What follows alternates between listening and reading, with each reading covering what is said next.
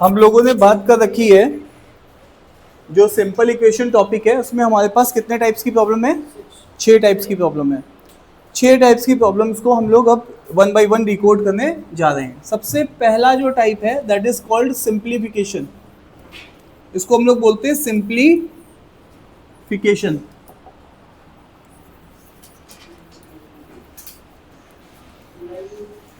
अब यहां पर आपके पास 3 केसेस बनते हैं। जो फर्स्ट केस है हमारे पास उसको हम लोग बोलते हैं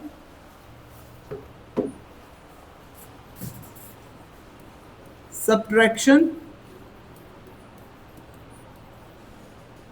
दूसरे केस को हम लोग बोलते हैं डिवीजन और एक केस को क्या बोलते हैं? मल्टीप्लिकेशन। तो यहां पर वन बाय वन देख लेते हैं कि कौन कौन से केसेस हमारे पास बनते हैं।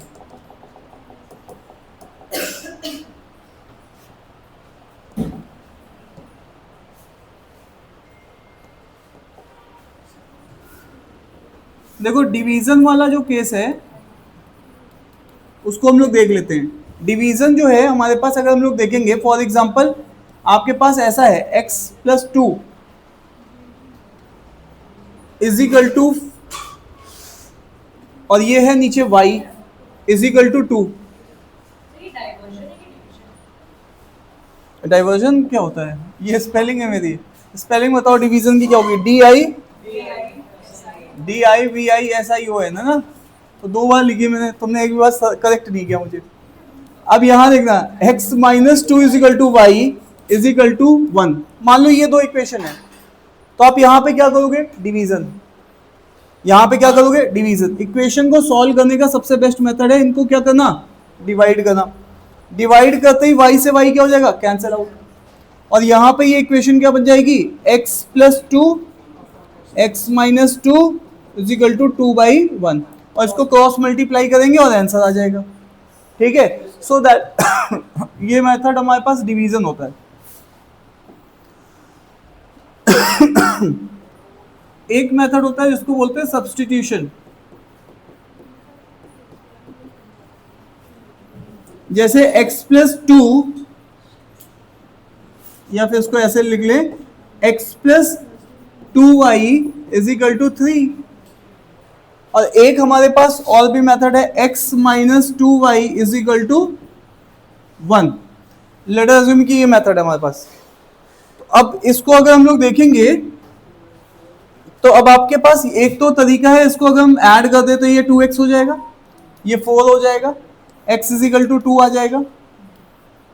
ठीक है, और 2 को हम पुट करेंगे तो y आ जाएगा। This is called subtraction method. इसको हम क्या बोल रहे हैं? सब्ट्रैक्शन मेथड, है ना? और एक मेथड और भी है जिसको हम बोलते हैं सब्स्टिट्यूशन मेथड। तो ये है x plus 2y is equal to 3 है और x minus 2y is equal to 1 है। तो मान लीजिए मैंने x is equal to 1 plus 2y उठाया और उठा के यहाँ पे पुट कर दिया तो ये क्या हो जाएगा? 1 plus 2y is equal to 3। तो दोनों से आंसर सेम आएगा। तो these are 3 methods to solve our equation. ठीक है, सो ये हम लोग बोलते हैं इसको सिंप्लीफिकेशन। क्या ये मेरी बात आपको समझ में आ गई है? ठीक है, बोलो क्लियर। अब हम लोग सिंप्लीफिकेशन के ऊपर कुछ क्वेश्चंस देखने जा रहे हैं। सिंप्लीफिकेशन के ऊपर कुछ क्वेश्चंस देखने जा रहे हैं। तो मैंने आपको बताया है हमारे पास 6 टाइप्स हैं। तो 6 टाइप्स में ये पहला टाइप हमारा स्टार्ट हुआ है सिंप्लीफिकेशन वाला। जैसे कि यहाँ पे वॉल क्लॉक की कॉस्ट की बात हो रही है तो एक सीपी ले लो वॉल क्लॉक का, उसको हम लोग W बोल रहे हैं, और एक सीपी अलार्म क्लॉक का A बोल रहे हैं मान लो। तो यहां पे क्या कह रहा है? 4 वॉल क्लॉक, 5 अलार्म क्लॉक 2200 का है। ये मतलब है एक वॉल क्लॉक का सीपी W है तो 4 का 4W हो जाएगा। अब यहां पे cost of 5 wall clock plus 4 alarm clock 2300 है। ठीक है, अब वो जानना चाहता है 8 का। ठीक है, तो अब यहां से आप एक बार W निकालेंगे और एक बार क्या निकालेंगे? A। क्लियर है?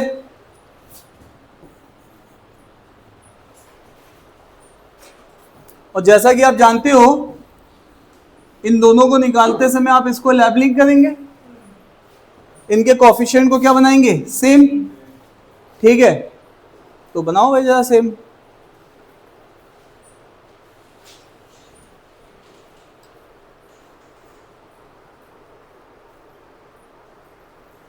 तो यहां पर आपको ध्यान देना है, आप अगर इसको सेम बनाएंगे तो एक मुसीबत में फंस जाएंगे।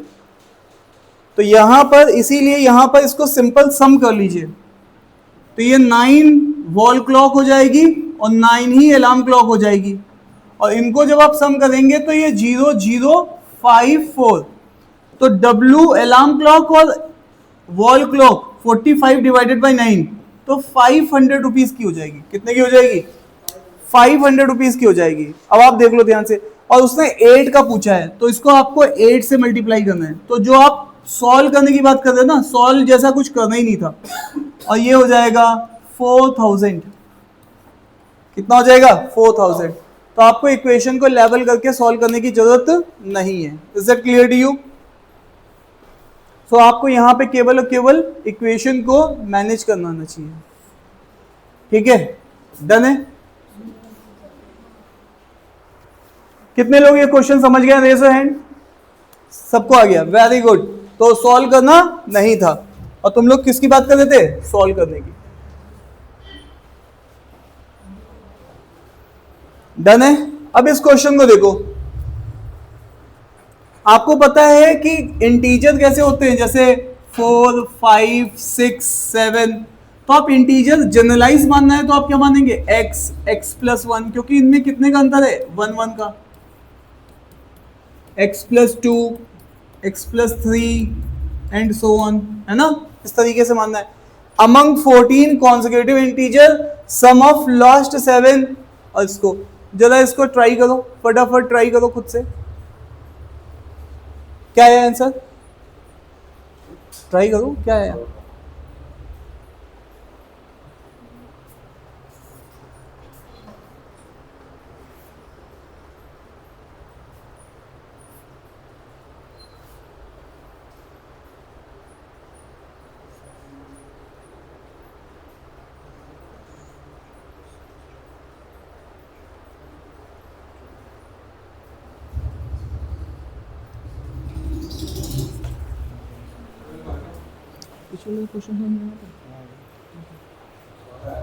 कितना आएगा, 12 बता दें।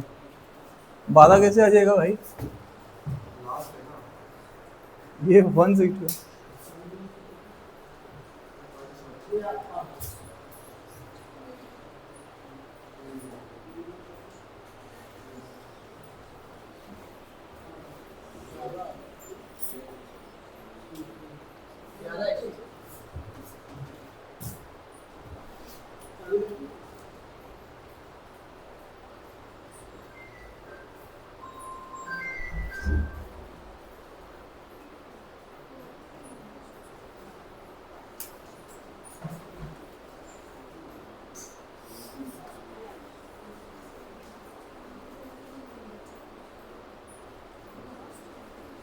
डन है। अब देखो ध्यान से, अभी तक इसका आंसर आया किसी का, किसका कितना आया, गलत है, गलत है 105। कुछ हाँ कुछ 100 के रेंज में तो होना चाहिए, मतलब उसको सोचा जा सकता है कि 11 12। और टाइम अप हो चुका है, एग्जाम में इससे ज्यादा टाइम नहीं मिलेगा तुम्हें इस क्वेश्चन को करने के लिए। टाइम अप तो कब का हो चुका। किसी और का आंसर आया, आगे आइए, आगे आइए, इधर बैठ जाइए, इनके साथ बैठ जाइए। अरे यार आ जाओ यार, क्यों इतने वो करते हो, आ जाओ, इतनी ऐसे बातें बना रहे। उसके पास बैठ जाओ, अंश के पास।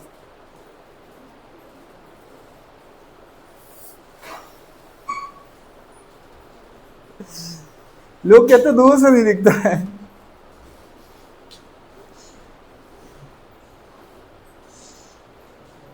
पक्का यहां तक डन है क्या,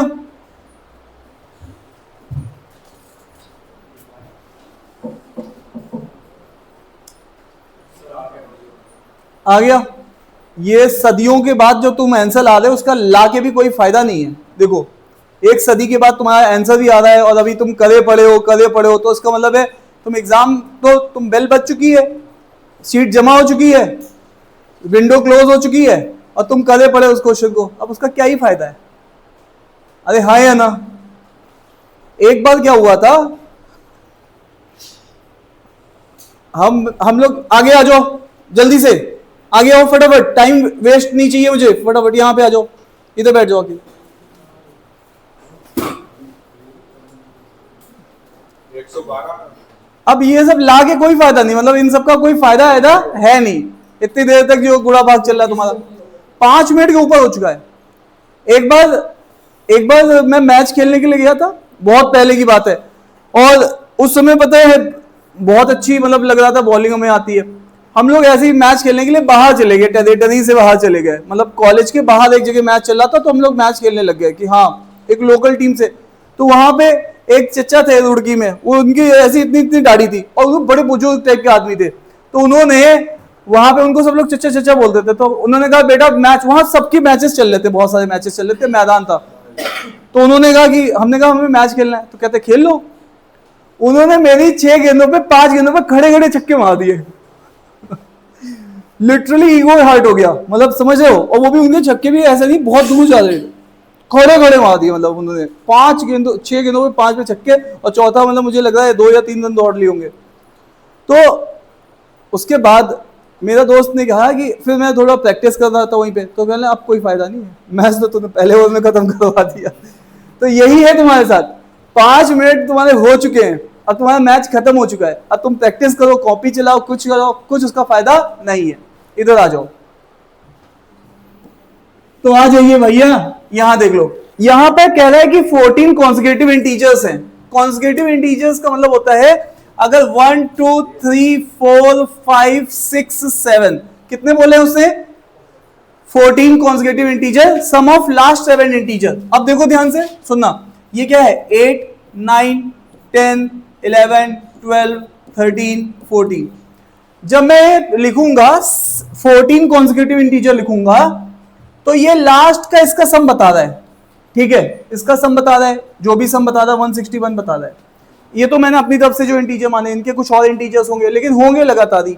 तो जब कॉन्सेक्यूटिव इंटीजर होगा तो मुझे एक बात समझ में आनी चाहिए कि ये नंबर इससे 7 ज्यादा होगा, ये नंबर इससे 7 ज्यादा होगा, ये नंबर इससे 7 ज्यादा होगा, ये नंबर इससे 7 ज्यादा होगा, ये नंबर इससे 7 ज्यादा होगा, ये नंबर इससे 7 ज्यादा होगा, ये नंबर इससे 7 ज्यादा होगा। इसका मतलब है दोनों में केवल जो फर्क डालेगा, अब यहां पर अगर मैंने इसको x माना है, x x x x x x, तो यहां पर ये जो x है और ये जो x है, ये 49 इससे क्या होगा? ज्यादा होगा। क्या मेरी बात समझ में आ रही है? और ये 49 ज्यादा होगा, तो इसका मतलब है ये चीज किसके बराबर है? और ध्यान से देखो, ये x नहीं है, कितना है? 7x है, एक x थोड़ा ना है। इसको तुम x बोलोगे, इसको क्या बोलोगे? x + 1, इसको क्या बोलोगे? x + 2, इसको क्या बोलोगे? x + 3, x + 4, x + 5, x + 6। ये वाला क्या है? x + 7। अच्छा, इनमें कितने का डिफरेंस है? 7 का। हाँ, तो 7 का दिख रहा है ना, ये x है और ये क्या है?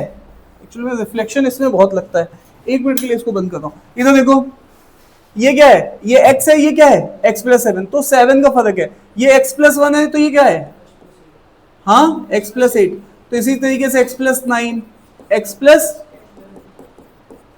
तो अब ये तुम्हें, अगर तुमने ये ऑब्जर्वेशन की है, तो इस ऑब्जर्वेशन से ये वाली बात निकल चुका, मतलब इसका आंसर तो खत्म हो चुका है। मैं तुम्हें बस बता रहा हूं कि ये x है तो ये 7 ज्यादा है, ये x + 1 है, ये भी 7 ज्यादा है। तो इधर जब तुम लिखोगे तो 7x आएगा, इधर भी क्या आएगा? 7x। बट ये 7x, इन दोनों में फर्क कितना होगा? 49 ज्यादा होगा। इसका मतलब है अगर मैं 161 से 49 क्या कर दूं, 161 में से 49 माइनस कर दूं, तो मुझे किसका आंसर पता चल जाएगा?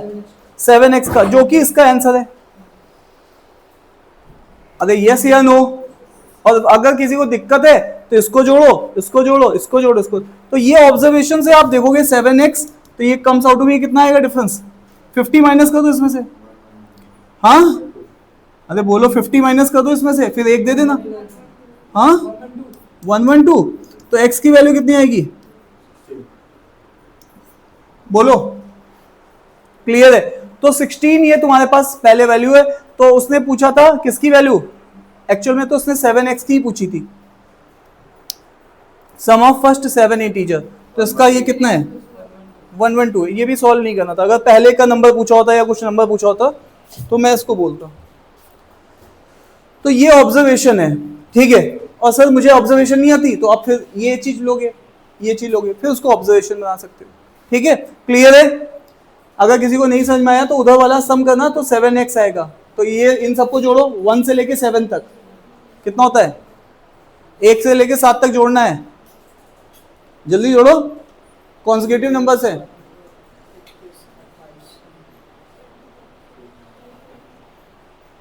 ये क्या होता है n होता है, ये क्या होता है सम ऑफ,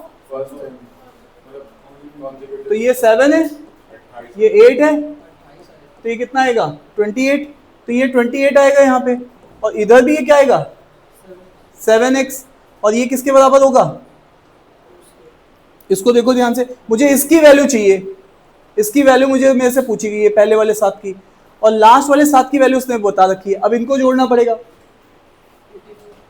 इसको सम करना कितना आएगा, कितना आ रहा है 70। अरे जल्दी बोलो, इसको इनको जोड़ेंगे तो क्या आएगा सम 70, और इसकी वैल्यू उसने कितने बताई है 161। तो यहां से अब इसको इधर लेके जाओगे तो 7x इजिकल टू, इसमें से ये माइनस करो कितना आएगा, और x कितना आ जाएगा, तो 13। अब ये 13 यहाँ पे पुट कर दोगे, तो ये लॉन्ग मेथड है, ऑब्जर्वेशन से अगर करोगे तो अब ये इसकी वैल्यू चाहिए थी, तो ये वैल्यू तुम निकाल सकते हो। बल्कि ये तो 7x की वैल्यू है, 91 प्लस 28 का देना, तो कितनी आएगी 112। क्लियर है? x भी निकालने की तो हमें नीड ही नहीं है।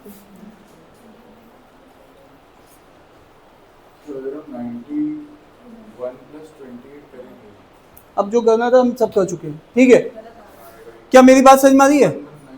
कितना आ रहा है? तो हमें अच्छा, इनके बीच में फर्क कितने का है देखना ध्यान से, ये कितने का फर्क है, कितने का फर्क है जल्दी बोलो, 42, और फर्क आना चाहिए था 49 का, तो ये गलत जोड़ा है तुमने, ये तुमने गलत जोड़ा है। चलो जुड़वा देता हूं, ये 25 आ जाएगा, 25 और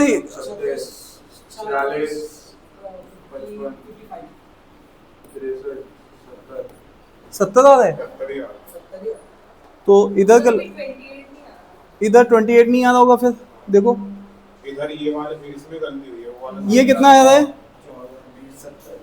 ये कितना आ रहा है 21।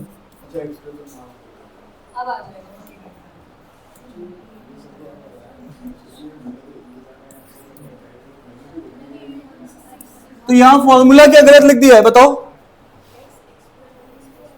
बताओ, फॉर्मूला क्या गलत लिख दिया है, सर आपको 6 को 6 n में 6 को करना था ना, 1 से 6 तक किया ना, x x plus 1 x plus 2 है 1 to 6 है ना, 1 to 6 है या 1 to 7 है? अरे sir 1 to 6 x plus 1 x plus 2 x plus 3 x plus 4 वो 1 to 6 है ना, हम उसी का तो सम करना था। अच्छा हाँ, राइट राइट, सही कह रहे हो, हमें 6 तक जाना था। वही मेरा पहले ठीक है ठीक है, हमें 1 से ले, एक्चुअली में वो पहला नंबर हमारा 0 है एक तरीके से, हाँ, तो वो 6 तक गया हुआ है, ठीक है। चलो, ये वाला क्वेश्चन समझ में आया, या मेरे पास एक और मेथड है इसको बताने का? कितने लोगों को ये आ गया समझ में? प्रणव नहीं आया? क्या नहीं आया बताओ? यही दूसरा था। तो ये मैं बता देता हूँ, पहला मेथड तो ऑब्जर्वेशन का था, उसके बाद दूसरा मेथड था।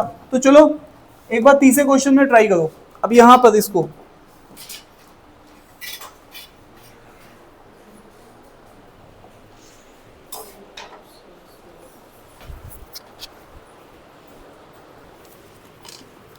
हमारे पास कॉन्सेक्यूटिव नंबर क्या होते हैं, कैसे होते हैं? x अगला नंबर, जल्दी बोलो फिर। हाँ,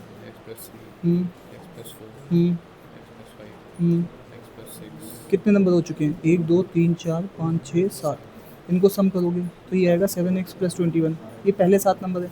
ये कह रहा है लगातार 14 नंबर लिखो, 7 x + 8 x + 9 x + 10 x + 11 x plus 12 x plus कितने हो गए 1 2 3 4 5 6 एक नंबर और लिखना है इसको लिखेंगे तो ये कितना आएगा 7x प्लस कितना आया था यहाँ पे सॉल्व किया था हमने कहीं पे इसको जोड़ना पड़ेगा ये सब जोड़ो यहाँ पे ये जो नंबर आएगा जोड़ के कितना आया था अभी थोड़ी देर पहले जोड़ा था 70 आया था ठीक है।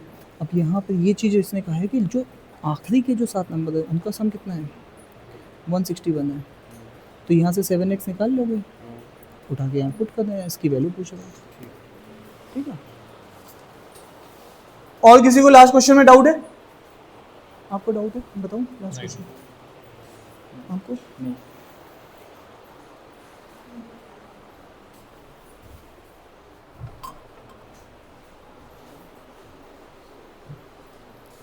टाइमर चल रहा है भैया 1 मिनट हो चुका है तुम्हारा 2 मिनट का क्वेश्चन है 3 ले लो 4 ले लो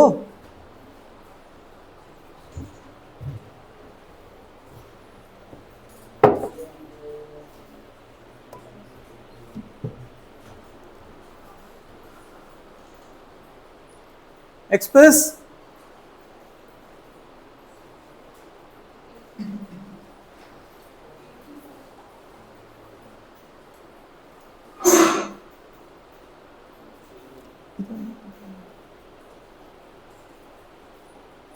हटा दो ये बैग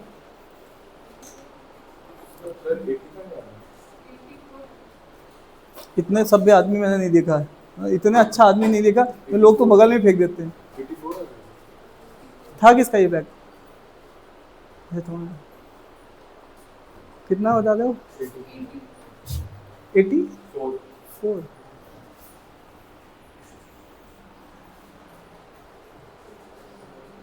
देखिए सब लोग मेक श्योर सब लोग इधर देखेंगे इस टाइप के क्वेश्चन एग्जाम में आते हैं ठीक है।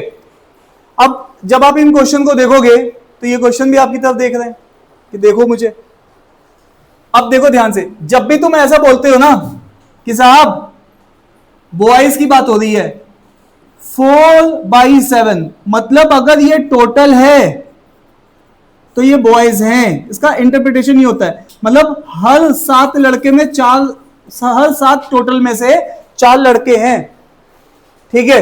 तो ऐसे वाले केसेस में मैं हमेशा टोटल को मल्टीपल मानूंगा किसका 7x का ठीक है ताकि मेरा फ्रैक्शन अवॉइड हो। तो साहब यहां पर मैंने देखा ये बॉयज ये गर्ल्स ये टोटल और उसके बाद यहां पे वोटेड नॉट वोटेड टोटल। अगर आप ध्यान से देखो अगर मैं ऑब्जर्वेशन को जस्ट दिखाने के लिए आपके लिए टेबल बना रहा हूं ठीक है कई बार ऑब्जर्वेशन को दिखाने के लिए सेग्रीगेट करने के लिए तो अब आपके पास यहां पर अगर आपने टोटल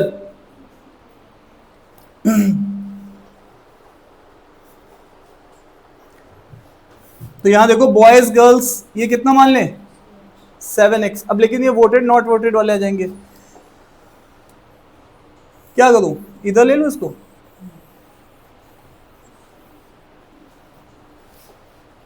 अब डेटा मुझे दिखाना है तो आप देखो ध्यान से तो मैं अब क्या कर रहा हूं यहां पे एक बार डेटा पढ़ लेता हूं कि क्या क्या दिया गया है। तो कोई क्लास है 4/7 स्टूडेंट्स उसके बॉयज हैं तो मैंने टोटल 7x माना तो यहां से बॉयज जो निकल जाएंगे मेरे पास 4x निकल जाएंगे तो बची हुई गर्ल्स कितनी होंगी टोटल में से 3x। ये कहानी है मेरी अभी चल रही है अभी मैं इसको टेबल में दिखाऊंगा ठीक है। अब वापस आइए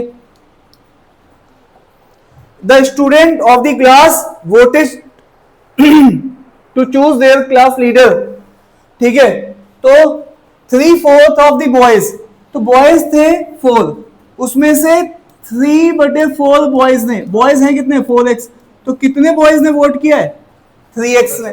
देखो ध्यान से द स्टूडेंट क्लास की जो जिन्होंने वोट किया अपने क्लास लीडर को चुनने के लिए उसमें से 3/4 of the boys voted for a particular candidate.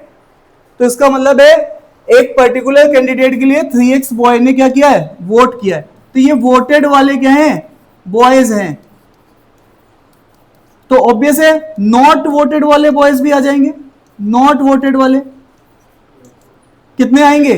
Total 4x है, 3x ने वोट किया तो x ने क्या किया है? वोट नहीं किया। तो यहां तक की कहानी तुमने समझ ली है। यहां तक मैंने कहानी को डिस्क्लोज कर दिया तुम्हारे सामने।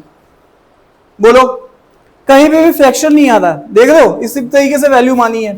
अब आगे आओ, while 15 girls did not vote, तो अब बताओ ध्यान से, गर्ल्स थी कितनी? 3x, जिसमें से नॉट वोटेड वाली कितनी है? 15, नॉट वोटेड। 15, तो गर्ल्स की मैं बात कर रहा हूं, ये 15 है, तो वोटेड गर्ल्स जो होंगी वो टोटल में से, टोटल कितना था? 3x गर्ल्स हैं, जिसमें से 15 गर्ल्स ने क्या कर दिया है? वोट कर दिया है ना? वोट नहीं किया है, तो बाकियों ने क्या किया होगा? वोट किया होगा। तो मैंने पूरा data, voted, not voted, total, सब कुछ लिख लिया है। अब आगे चलो, ठीक है, ये गर्ल्स की हिसाब किताब हो गया, इधर वाला क्या हो गया? गर्ल्स का हिसाब किताब हो गया, वोटेड नॉट वोटेड वाला, और इधर वाला जो ये हिसाब किताब है, ये बॉयज का वोटेड नॉट वोटेड वाला है, ठीक है, और ये टोटल का हिसाब किताब चल रहा है, ठीक है। अब देखो, यहां तक भी हो गया, 57 student voted for a candidate. अब बताओ, अब आपको पता है 57 बच्चों ने वोट किया, जिसमें से बॉयज वाले वोटेड भी होंगे और गर्ल्स वाले वोटेड भी होंगे, ठीक है। तो अब बताइए, बॉयज वाले वोटेड कितने हैं? 3x, और गर्ल्स वाले वोटेड कितने हैं? 3x minus 15। अब बताओ, x आ गया यहां से। टेबल लेबल नहीं भी बना दे तो छोड़ो, मैंने कहा पहले लिख ही लेते।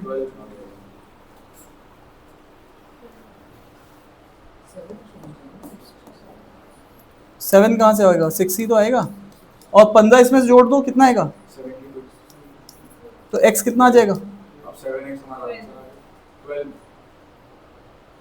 अब 7x टोटल आ और उसने पूछा था find the strength of the class.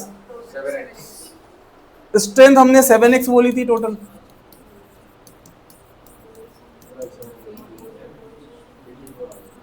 कितना आ जाएगा?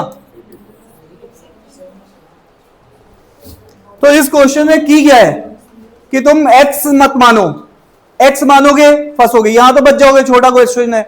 अभी इसी क्वेश्चन की एक लेयर और लगा देता तो x वाले फैलने लग जाते, एक लेयर बस और लगाऊंगा तो फैलना स्टार्ट कर जाओगे। तो इसीलिए तुम मानोगे, अगर पिताजी ने कहा है कि मैंने तुम्हें x/3 प्रॉपर्टी दे दी है टोटल, तो टोटल प्रॉपर्टी 3x मानो, x मत मानो। पिताजी ने अगर प्रॉपर्टी दे दी है 1/12 तो 12x प्रॉपर्टी मानो टोटल। अरे यस या नो? हाँ, x क्यों मानना? देखो x भी क्या था, मेरे फायदे के लिए रखा था मैंने x को। क्यों? तुम बहुत हंस रहे हो। अरे मैं कह रहा हूं x को मैंने किसके लिए रखा था? अपने यूज के लिए रखा था। अरे हाँ या ना? तुम मेरी तरफ देख ही नहीं रहे हो, इस बात को बिल्कुल तुमने क्या कर दिया है? बाईपास कर दिया है। चलो, हाय हे भगवान, सच्चाई बोल दो तो बिल्कुल कड़वी लग रही है बच्चों को। x तो मानो ऐसा x जो तुम्हारे फिर बिल्कुल पूरे काम में आए। हाँ भाई,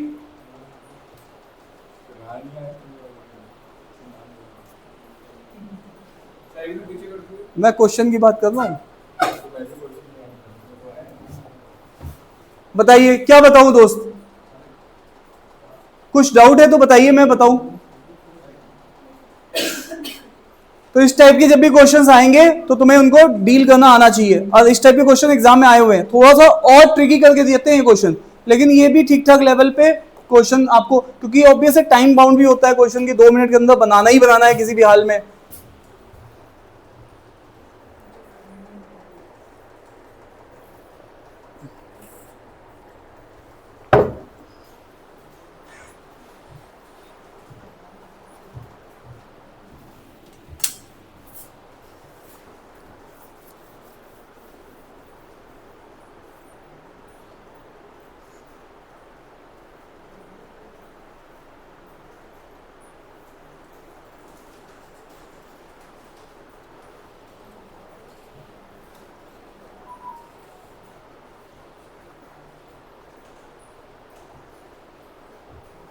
अरे अब तक तो हो जाना चाहिए था, ट्राई करो फटाफट। जॉम्बीज की तरीके से बन के आंसर दे रहे हो।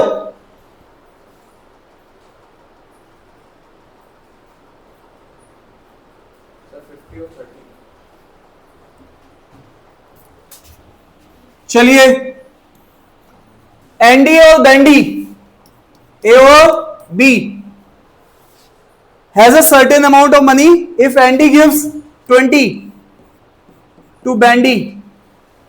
तो ऑब्वियस है हमेशा आपको क्या मानना होता है, इनिशियल एनडी के पास ए था और बैंडी के पास बी था, और ऐसा देने के बाद एनडी के पास A-20 तो बी के पास B+20। क्लियर है? The amount with the two becomes equal, और ये दोनों अमाउंट्स क्या हो जाएंगे, ये कह रहा है ऐसा हो जाएगा each of the Andy amount of the two become equal. यहां तक बात हो गई है। ऐसा होने के बाद दोनों के अमाउंट बराबर हो जाएंगे, तो A - B = 40। ये फर्स्ट इक्वेशन सेट हो गई है। अरे हाँ या ना?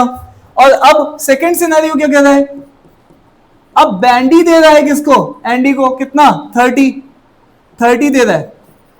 तो इनिशियली इसके पास A, इसके पास B, ये इनिशियल था।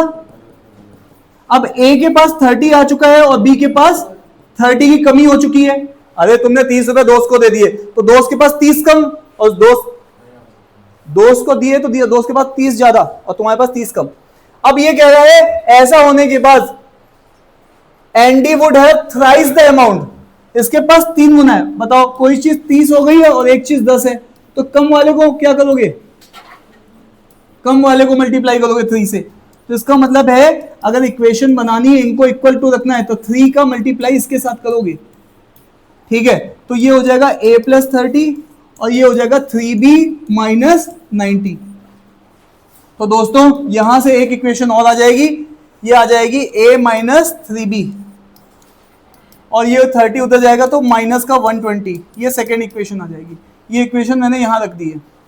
अब आप क्या करोगे, उसने क्या पूछा है, एनडी और बैंडी दोनों का पूछा है, तो ऑब्वियस है मैं ए को उड़ाऊंगा, ये प्लस हो जाएगा, ये प्लस हो जाएगा, ये उड़ जाएगा, ये 2B बचेगा और ये 160 हो जाएगा।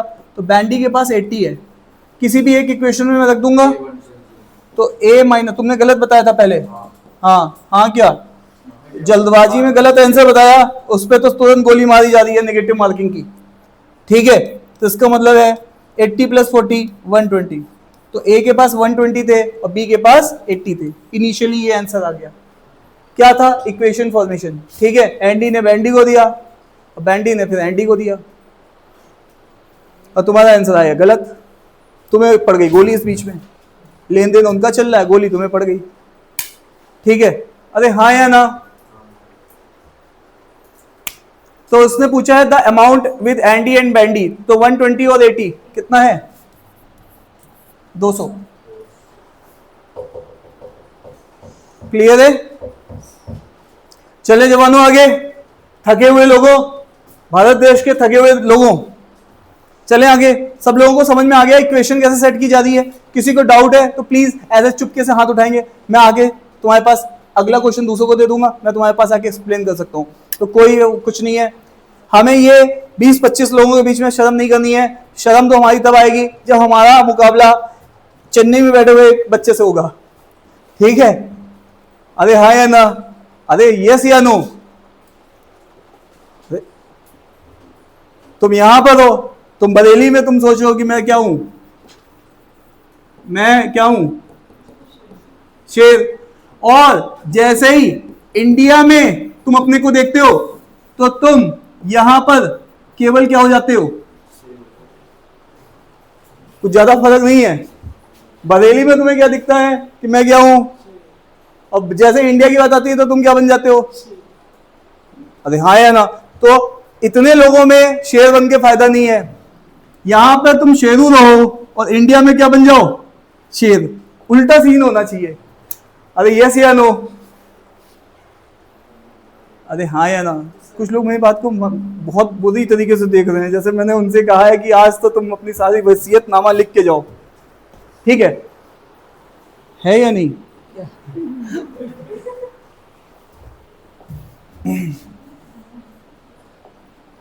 तो याद रखें, क्लास में अपने को शेर दिखाने की कोशिश ना करें। और ऐसा मैंने देखा है और ऐसा ही होता है कसम से।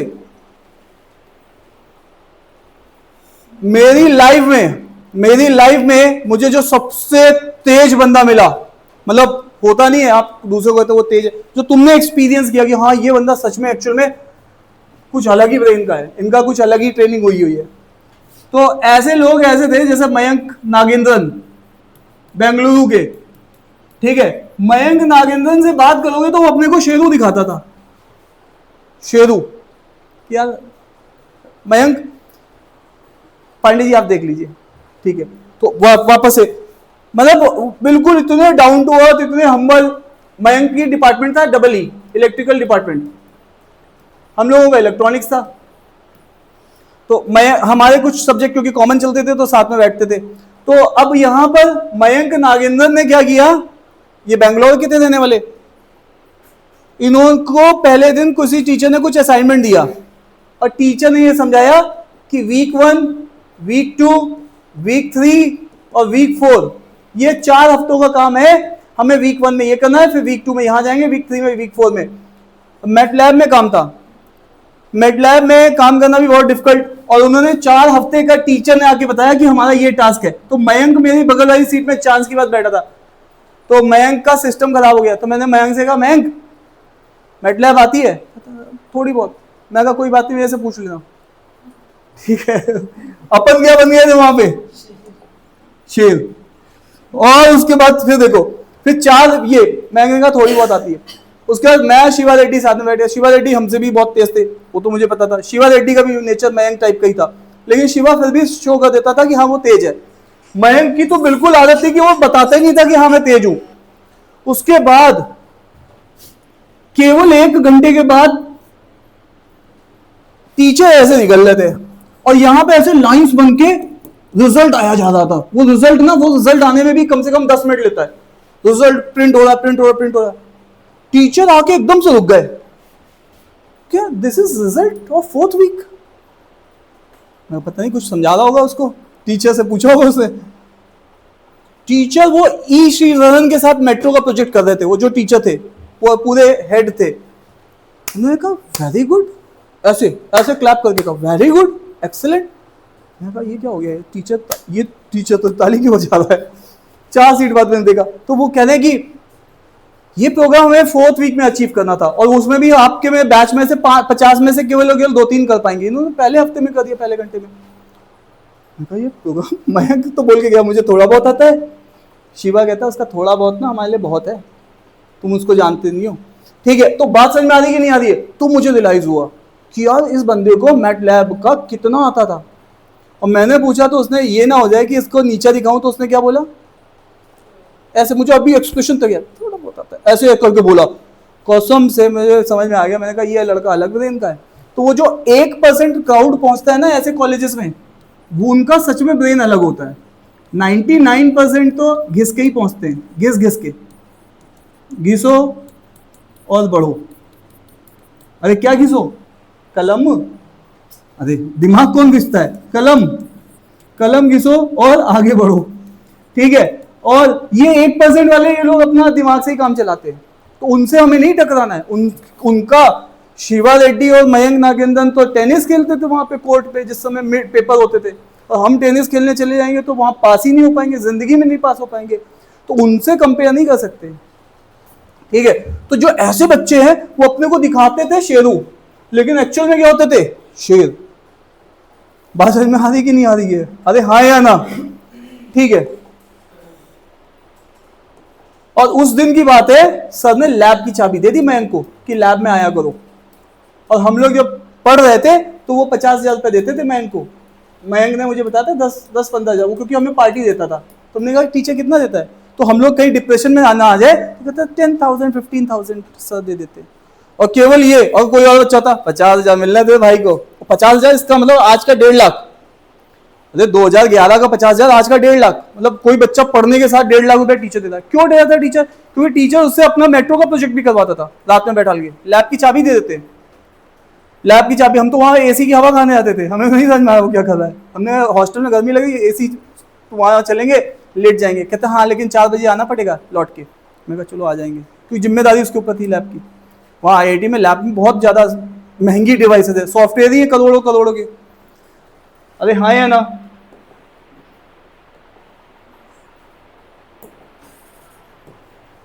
चलो तो अब वापस आओ, इसको देखो।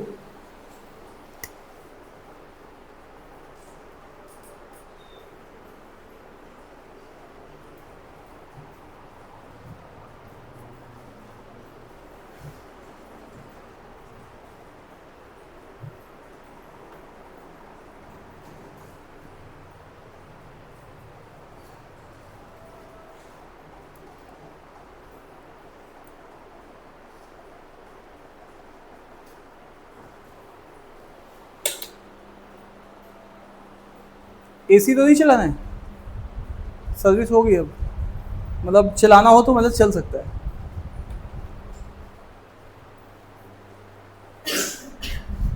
आज तो तुम रजाई लेके आए थे ना, बाइक में बैठे रजाई से आ रहे थे ना स्कूटी से, तो नहा लिया करो, ठंड भी लगेगी फिर।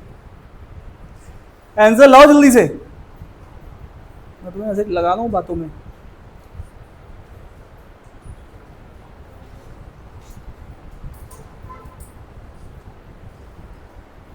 सारी वर्ड प्रॉब्लम को एक बार तुम खुद से करने की कोशिश करो, और फिर जब मैं कराऊंगा तो उसको भी देखो। एक बार खुद से भी ट्राई करो, फिर जब मैं कराऊंगा फिर उसको भी देखो।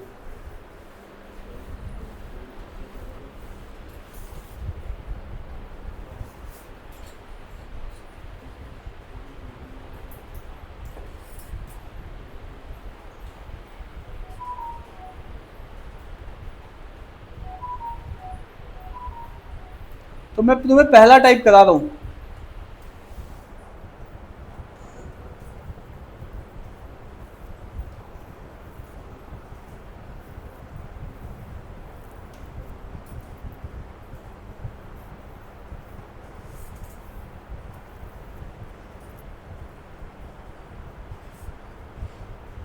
टाइम अप हो गया वैसे तो, लेकिन चलो 1 मिनट और दे दो। वो कह रही हमें टाइम नहीं चाहिए था, तुम ही सॉल्व कर दिया।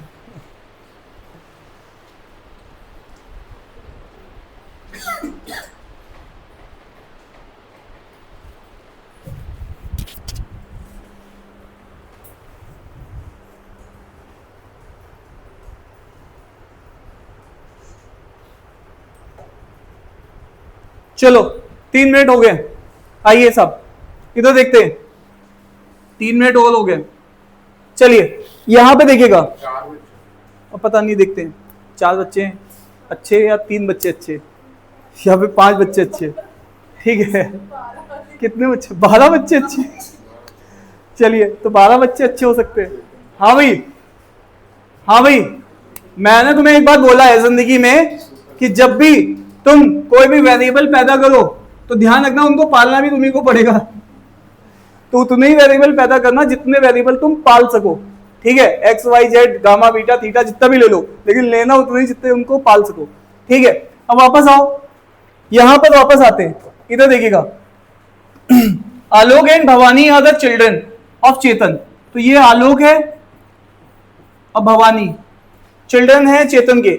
आलोक has twice as many brother. जैसे मैं बोलूं तो मेरा कोई भाई नहीं है, मतलब मेरा कोई भी भाई रियल भाई नहीं है, तो मेरा ब्रदर 0 है। लेकिन मेरी बहन के क्या ब्रदर तो है ना? अरे यस या नो? तो मेरा भाई जब मैं काउंट करूंगा तो मैं -1 करूंगा। अगर मान लो मेरा एक भाई होता तो मेरे पिताजी के बेटे 2 हैं लेकिन भाई मेरा 1 है।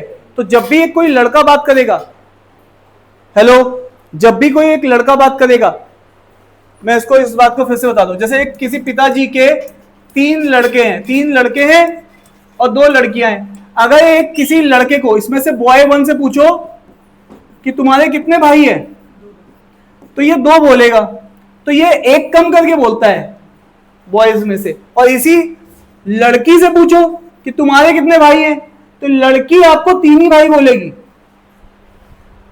अरे यस या नो? ये एक लॉजिक समझ में आ रहा है, ये नहीं आ रहा है? तो कोई लड़का जब भाई के बारे में बात करेगा तो 1 कम करके बताओगे बॉयज में से, टोटल बॉयज में से।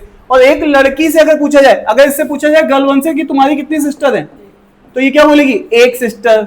और अगर मैं इसके भाई से पूछूं तुम्हारी कितनी सिस्टर, तो क्या बोलेगा? 2 सिस्टर। तो ये कॉन्सेप्ट समझना, एक लड़की जब बोलती है भाई तो उसका मतलब है टोटल नंबर बोलती है।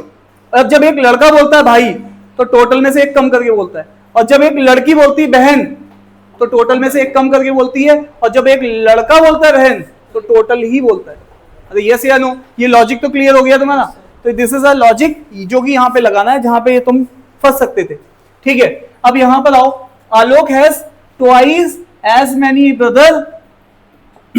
तो भैया यहां पे देखो, मैं यहां पे सीधी बात करता हूं, चेतन के बी लड़के हैं और जी लड़कियां हैं। लड़के उसके बी हैं और लड़कियां जी हैं। ठीक है, अब मैं बात कर रहा हूं, किसकी बात कर रहा हूं? विद रिस्पेक्ट टू आलोक। और आलोक किसकी बात कर रहा है? ब्रदर की। तो जब वो ब्रदर की बात करेगा तो ब्रदर में बी लूं या बी -1? एक कम करके लूंगा। ठीक है, और सिस्टर से कंपेयर कर रहा है तो सिस्टर में क्या लूंगा? जी। अरे यस या नो? क्योंकि जब आलोक बात कर रहा है और लड़के की ही बात कर रहा है तो टोटल में से एक कम, लेकिन लड़कियां उतनी बताएगा वो। ये कॉन्सेप्ट तुम्हें आ रहा है या नहीं आ रहा है? पहले हाँ या ना तो बोल दो यार। ठीक है, अब बताओ, Alok has twice as many brother, तो ट्वाइस ये है तो तुम यहां पे 2 गुना किसको करोगे?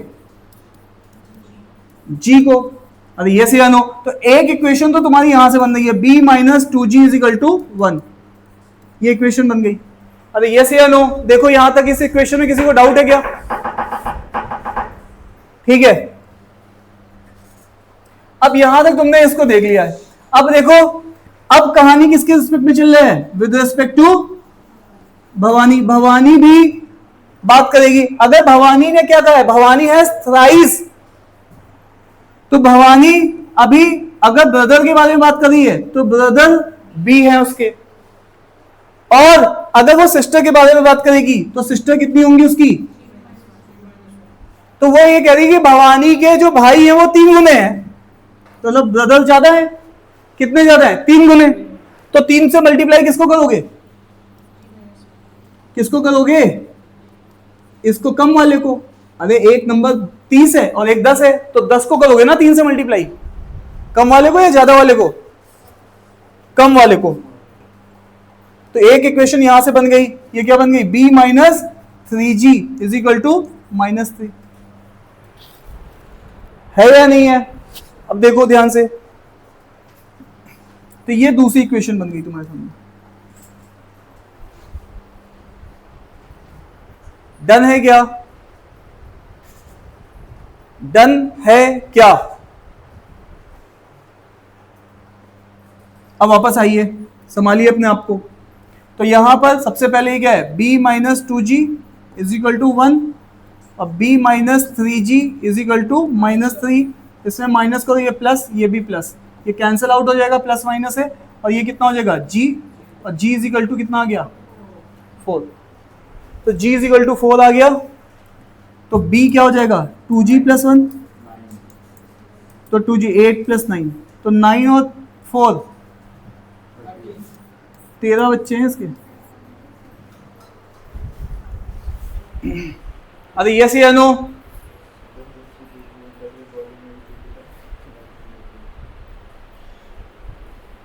एक बार पता नहीं हमारे 11th क्लास में बायो ले ली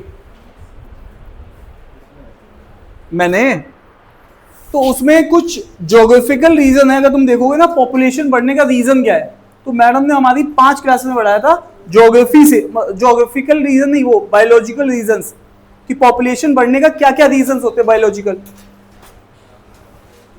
मैंने टैलेंट दिखाते हुए मैथ्स के साथ साथ बायो भी ले ली 11th क्लास में। मैंने कहा डॉक्टर इंजीनियर एक साथ बनेंगे, और बायो लेना इतना भारी पड़ा, मैंने तो क्लासेस नहीं की। और मेरे सामने क्वेश्चन आया पेपर मिड टर्म फर्स्ट का, जैसे ही मिड टर्म फर्स्ट का कि रीजन क्या है पॉपुलेशन बढ़ने का, तो मैंने रीजन लिखा था, तो मैडम ने वो कॉपी पूरी क्लास के सामने पढ़ के सुनाई। मैं कहा इंडिया में पार्क की कमी है, लोगों के पास लाइट की कमी है, लोग जनरली घर में रहते हैं, इसलिए दूसरा पार्क नहीं है, लोगों के पास एंटरटेनमेंट नहीं है, तो लोग एंटरटेनमेंट। मैडम ने कसम से पूरी कॉपी क्लास में पढ़ दी, मुझे अभी भी याद है। और वहां पे सबसे आगे बैठी थी श्रुति शैलजा, जो हमारे यहाँ की पूरी दिल्ली की टॉपर लड़कियां थी, मतलब एग्जाम हुआ था और दिल्ली की वो टॉपर थी। वो दोनों बैठ के ऐसे हंस रही, मुझे अभी भी याद है, मैं उन्हीं को देख रहा था, मैंने कहा यार ये मैडम उनके सामने क्यों पढ़ रही समझ में आ रहा है कि नहीं आ रहा है? तो उसका रीजन फिर मैडम ने असली रीजन नहीं पढ़ा, उसके बायोलॉजिकल सारे कारण होते हैं जो कि मुझे कुछ समझ में नहीं आया जब मैडम ने बताया, क्योंकि मैडम ने ऑलरेडी मेरी धो दी थी। उसके बाद दूसरी की कॉपी पढ़ोगे भी, सही बताओगे भी तो समझ में क्या आएगा, पहले सही पढ़ते थे और फिर मुझे दिखा के चुपचाप से अकेले बुला के बता देते बेटा ये क्या लिख रहे हो ये तो उस दिन मुझे रियलाइज हुआ कि मैंने बायो गलती से ले ली है। समझ पा रहे नहीं समझ पा रहे हो? चलिए वापस आइए। तो यहां पर आपको ये क्वेश्चन डिकोड हुआ या मैं फिर से बोलूं? बोलो, फिर से बोल दूं?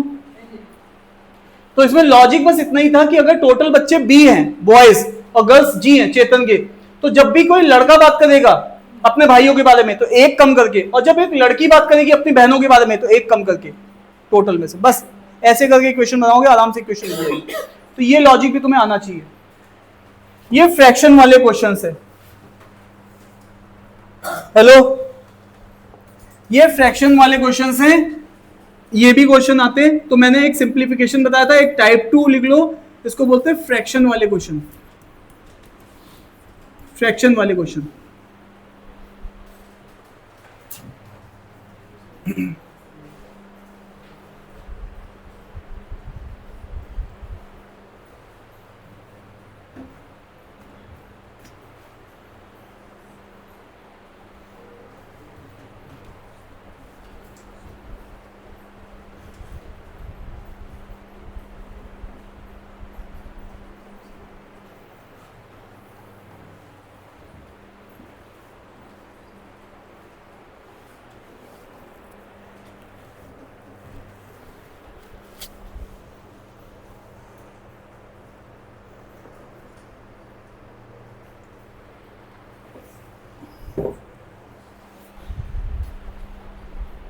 ठीक है, चले आगे। इसको देखो,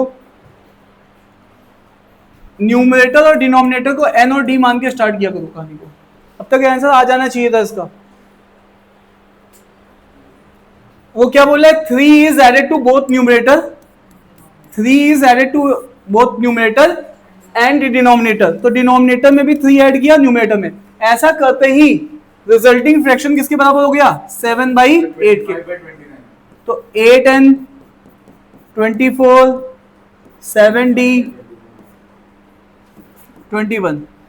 तो 8n minus 7d is equal to, ये पहली इक्वेशन बनेगी।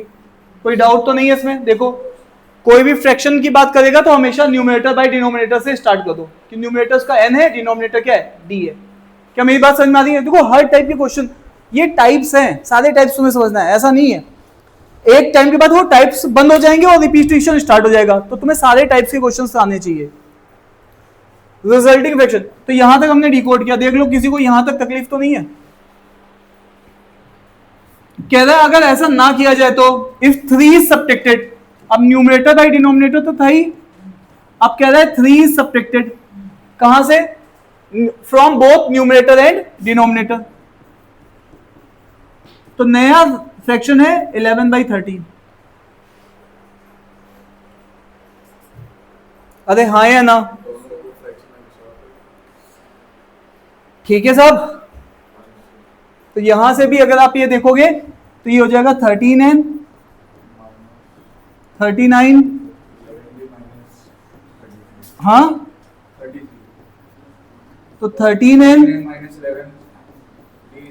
39, तो ये कितना आ जाएगा? 6। ये सेकेंड इक्वेशन आ जाएगी। सॉल्व करेंगे तो n 25, ये सेकेंड इक्वेशन। c 25/29। तो ये पहली इक्वेशन है, ये दूसरी इक्वेशन है।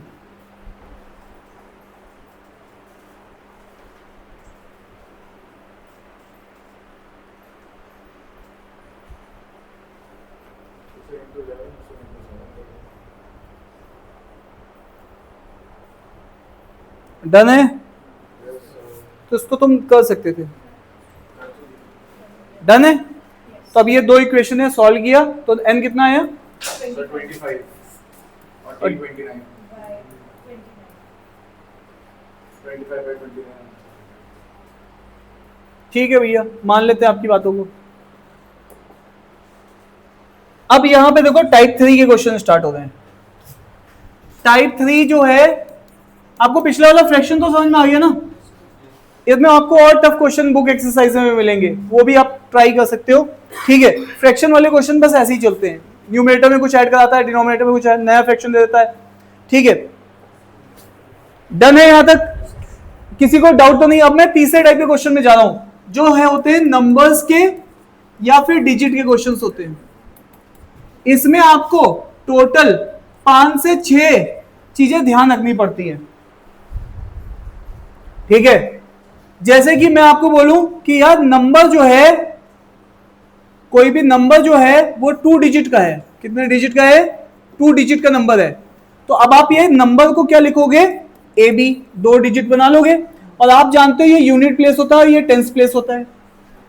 अब यहां से मैं बातों को स्टार्ट कर रहा हूं। पहली बात, अगर वो ऐसा बोलता है कि डिजिट का सम, डिजिट सम, तो मैं इस चीज को लिखता हूं a plus B, this is digit sum. जैसे कि फॉर एग्जांपल आपका नंबर मान लो 72 है, तो डिजिट सम हो जाएगा 7 + 2 दैट इज 9। क्लियर है? दूसरी बात, अगर वो केवल नंबर की बात करता है, किसकी बात करता है? नंबर की।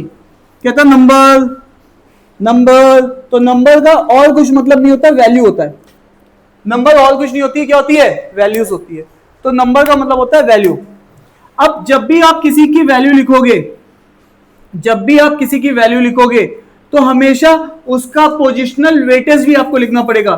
जैसे कि मैं यहां जानता हूं ये यूनिट प्लेस है, तो b के साथ मैं 1 को मल्टीप्लाई करूंगा, और ये 10 प्लेस है तो इसके साथ मैं 10 को मल्टीप्लाई करूंगा, तो ये 10a + b लिखूंगा मैं इसको। इस चीज को मैं अब क्या लिख सकता हूं? 10a + b, क्योंकि 1 किसी के साथ भी मल्टीप्लाई होगा। इसी तरीके से आप देखो, अगर आपके पास 72 था, तो 7 के साथ 10 मल्टीप्लाई करते हो, 2 के साथ 1, तो ये आता है 70 + 2 दैट इज 72। तो this is a value. Clear है? अच्छा, तीसरी बात जो आपको याद रखना है, आपको कभी भी कहता है कि नंबर में तुम ऐड करो, नंबर में तुम सब्ट्रैक्ट करो, तो ऐड और सब्ट्रैक्ट हमेशा वैल्यू में किए जाते हैं। किसमें किए जाते हैं? वैल्यू में। तो पहले तुम उसको वैल्यू बनाओ, वैल्यू का स्टेप है सेकंड नंबर, तो उसी में ऐड करो। जैसे कि मैं बोलता हूं कि 72 में तुम 10 ऐड करो, तो तुम इस चीज को कैसे लिखोगे? 7 × 10, 2 × 1 है ना, +10। तो ये चीज 70 है, ये चीज 2 है, और ये चीज है, तो ये 82 हो जाएगा।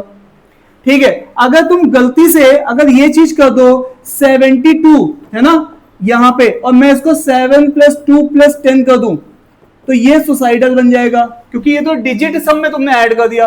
तो डिजिट सम में कभी गलती से मत ऐड कर देना कुछ भी चीज, क्योंकि ये गलत आंसर देगा। ये आंसर क्या होगा? गलत, रॉन्ग। तो आपको हमेशा क्या करना है? वैल्यू बना के ऐड करना है।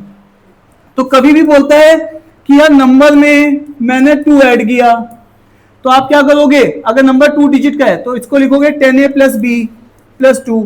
अगर बोलेगा नंबर में मैंने 5 सब्ट्रैक्ट कर दिया या फिर 15 सब्ट्रैक्ट कर दिया, तो आप क्या लिखोगे? 10a + b - 15, ऐसा लिखोगे। क्लियर है? तो ये बात आपको ध्यान होनी चाहिए कि कुछ भी ऐड, कुछ भी सब्ट्रैक्ट वैल्यू बना के ही किया जाएगा। Is it clear to you? उसके बाद हम लोग आ जाते हैं नेक्स्ट पॉइंट पे। ठीक है, तो अभी आप ध्यान से देखो, ये जितने भी पॉइंट चल रहे हैं ये सब 2 डिजिट नंबर के लिए चल रहे हैं। ठीक है, सेम पॉइंट हम लोग 3 डिजिट के लिए भी एक्सटेंड कर सकते हैं। अब वापस आइए, चौथा पॉइंट, 4th पॉइंट मेरे लिए, अभी भी मेरा नंबर चल रहा है 2 डिजिट का, 2 डिजिट नंबर चल रहा है। अब अगर मैं बोलता हूं कई बार नंबर, ठीक है, और कई बार मैं बोलूंगा उस नंबर का रिवर्स, तो देखो 2 डिजिट नंबर तो ए बी होगा, और उसका रिवर्स लिखोगे तो बी ए हो जाएगा। जैसे 72 का रिवर्स 27। ठीक है, तो ये क्या है? ए बी, और ये क्या है? बी ए। तो यहां पर भी अगर आप ध्यान दोगे तो नंबर मतलब वैल्यू, नंबर मतलब वैल्यू, तो 10a + b, और ये चीज क्या आएगी? 10b + a। तो ये चीज रिवर्स है नंबर का, और ये चीज नंबर की वैल्यू है ना, दोनों है वैल्यूज, ये भी वैल्यू है और ये भी क्या है? वैल्यू है। क्लियर है? नंबर मतलब वैल्यू, नंबर मतलब वैल्यू, ये बात ध्यान रखनी है हमें। अब वापस आइए, तो जब भी, अब यहां से आपका बनता है 4th पॉइंट का फर्स्ट पॉइंट।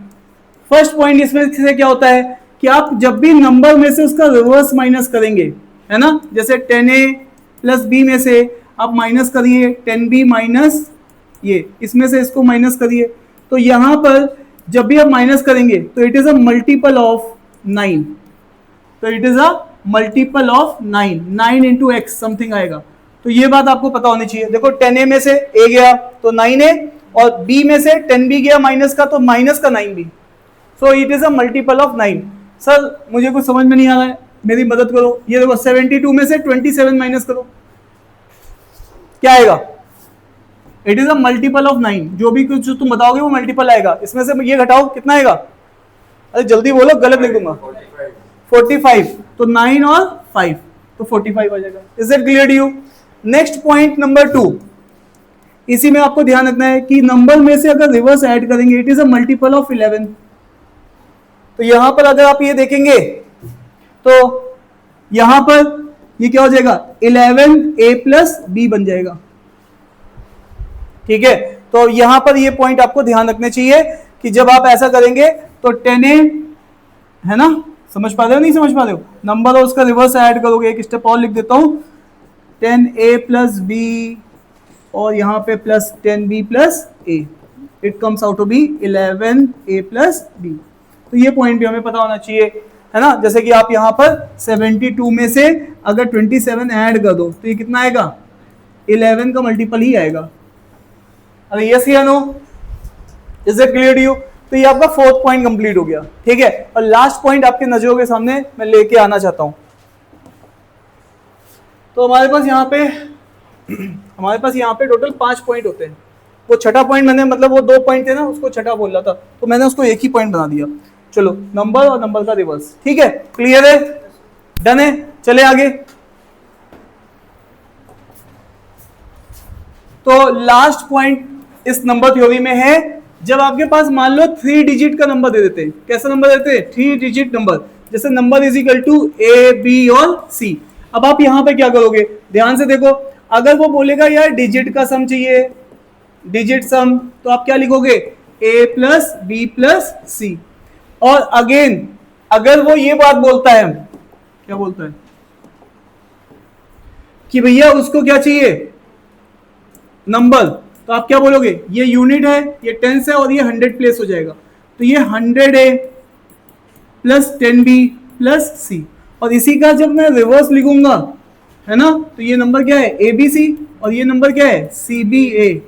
ठीक है, तो ये क्या है? 100c plus 10b plus a। अब आप क्या करोगे?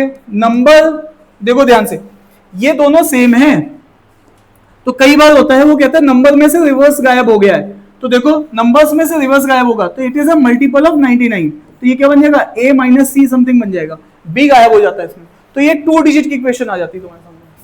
तो ये तुम्हारे दिमाग में होनी चाहिए, वो क्योंकि वो पूरी डिजिट नहीं बताता है, मिडल छोड़ देता है। वो कहता है यार फर्स्ट वाली ये है, लास्ट वाली ये है, और ये, तो उसमें से तुम्हारे पास कुछ बता देता है कि नंबर और रिवर्स, तो ए और सी पता चल जाते हैं, तो कुछ हिट एंड ट्रेल लगा के बी भी आ जाता है। तो ये बात आपको ध्यान रखनी है कि ये नंबर इसमें से निपट जाता है, बीच वाली डिजिट, जब आप सेपरेट करोगे तो ये पॉइंट आपके दिमाग में पहले से होना चाहिए, तभी आप उसको क्लिक कर पाओगे उस समय। ठीक है, तो साहब यहां तक साफ कहना, सुखी रहना। मेरा ये जो टाइप नंबर 3 है वो भी निपट गया है। टाइप नंबर 3 कौन सा था? नंबर और डिजिट वाला। ठीक है, तो आइए अब इसको देख रहे हैं।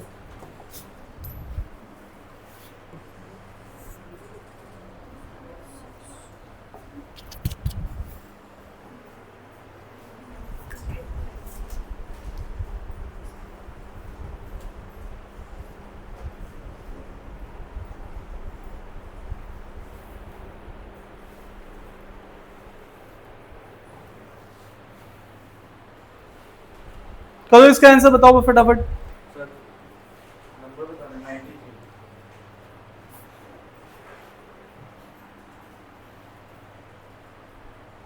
और 39 दोनों। तो 2 डिजिट नंबर ए बी है, 93 और 39 दोनों। अब ध्यान से देखो, अब ये क्या बोल रहा है? डिजिट का डिफरेंस बोल रहा है, तो या तो ये a माइनस बी होगा, या फिर ये b माइनस ए होगा। अब देख लो, मान लो आपके पास 27 है, तो आप 2 माइनस 7 नेगेटिव में नहीं हो सकता है, तो 7 माइनस 2 लिखोगे। तो बट डिफरेंस बोला, डिफरेंस का मॉड ले लेते हैं। हाँ, तो यहां पर ऑब्वियस है ये दोनों केसेस बन सकते हैं। अरे यस या नो, आपको क्या पता है ये 72 है या फिर 27 है, तो आप दोनों केसेस लेके चलोगे क्योंकि आपको पॉजिटिव दिया गया है। तो आपको क्या पता कि ए बड़ा है या बी बड़ा है। इस केस में आपने इसको क्या माना है कि ए इज ग्रेटर देन बी, और इस केस में क्या माना है ए इज लेस देन बी, है ना। तो जो बड़ा है उसमें से छोटे वाले को डिफरेंस करेंगे तो डिजिट का डिफरेंस आ जाएगा। तो ये वाली बात आपको समझ में आ रही है यहां तक? बोलिएगा जब भाई लोगों। अब आगे चलते हैं। The sum of the number and number form by reversing its digit. तो नंबर मतलब वैल्यू और रिवर्स मतलब वैल्यू। हाँ जी,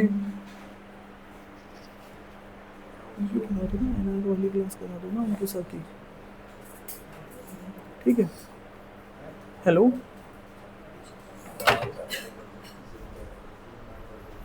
तो ये नंबर किसके बराबर है 132 के, और आपको क्योंकि पता है कि ये किसका मल्टीपल होता है 11 का, 11 a प्लस बी आ जाएगा ये, है ना, है ना। आप इसको क्या लिखोगे 10a प्लस बी, और इसको क्या लिखोगे 10b प्लस ए। इन सबको सम करोगे तो 11 से ये जाएगा तो ये कितना बचेगा a प्लस बी,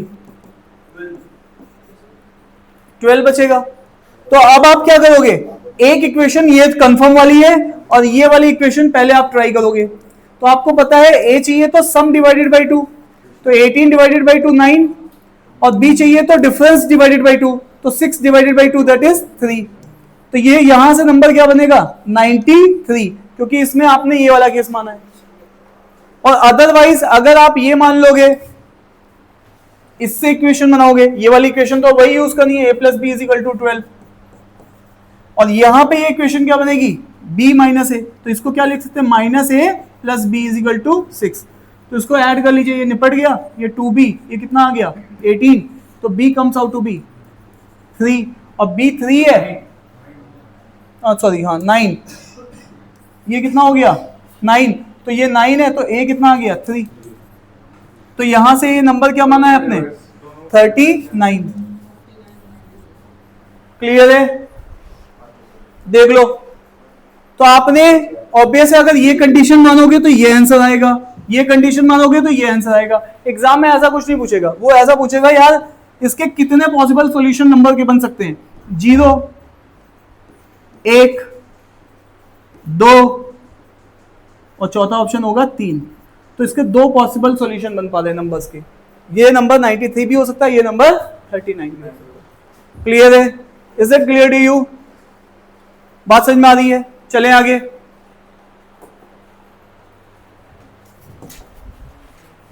अब देखो थोड़ा सा फ्रैक्शन को थोड़ा सा नंबर के साथ मिला के दे रहा है।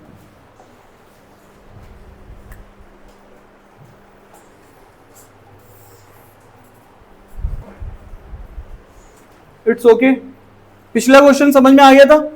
कितने लोगों को लास्ट क्वेश्चन समझ में आ गया? Raise your hand. आ गया है ना सबको? कनो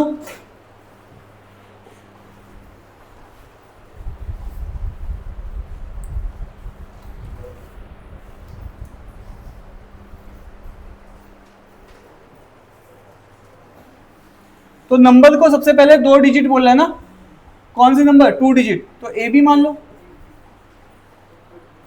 तो ये किसका सम कहला है डिजिट का, तो डिजिट का सम क्या होता है a प्लस बी 9, है ना। यहां तक जैसे जैसे बोलते हैं वैसे वैसे लिखते जाओ।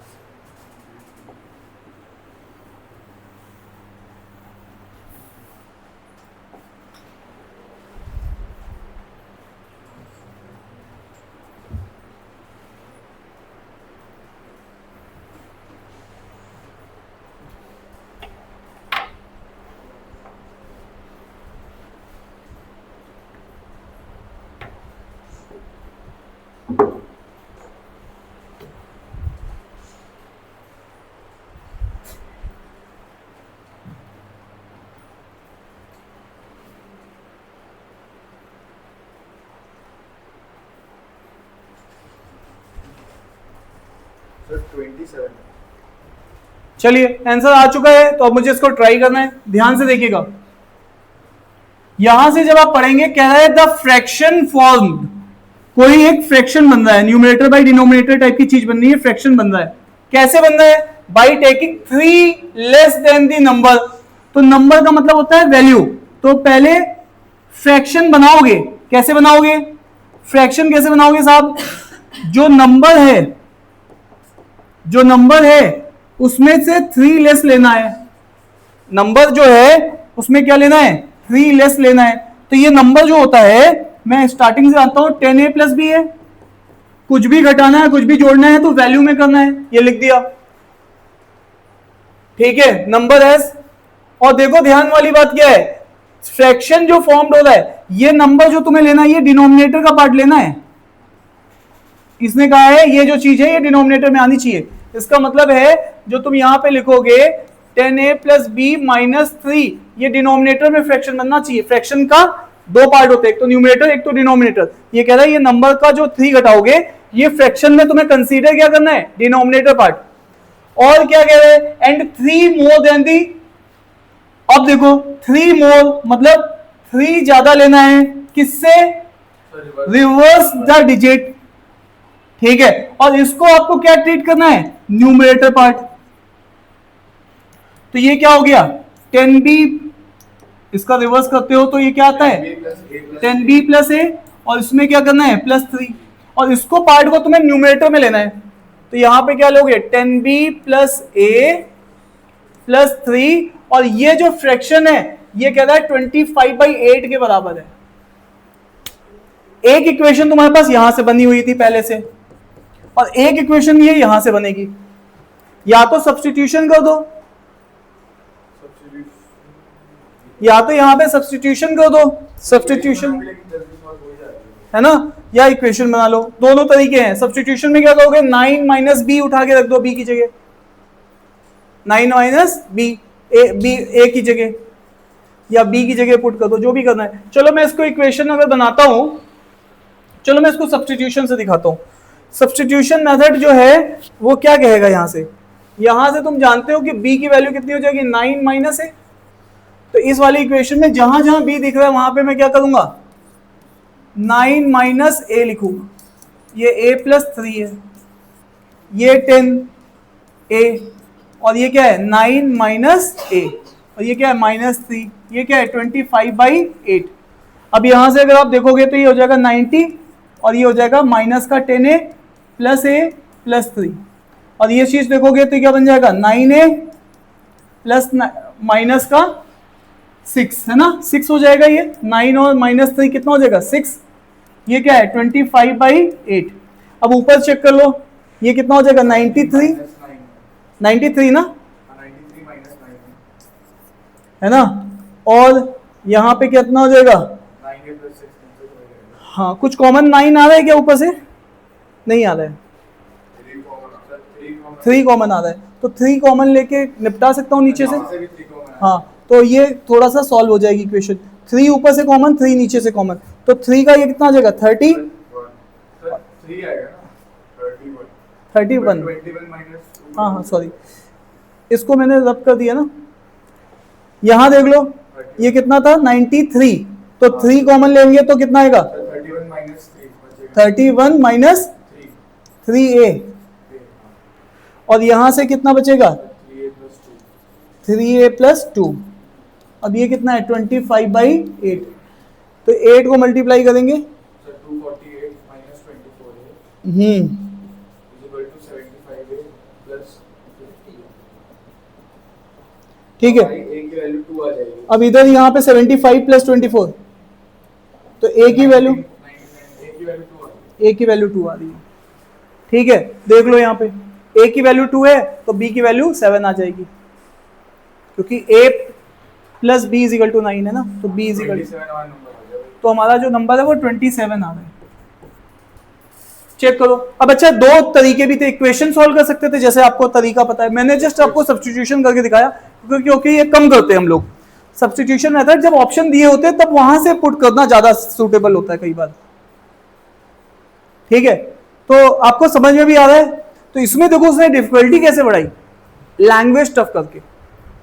और अच्छे मैनेजर की यही पहचान है, जो डिफिकल्ट लैंग्वेज है उसको कंप्रहेंड करना आना चाहिए उसको, तो अच्छा मैनेजर वही कहलाता है।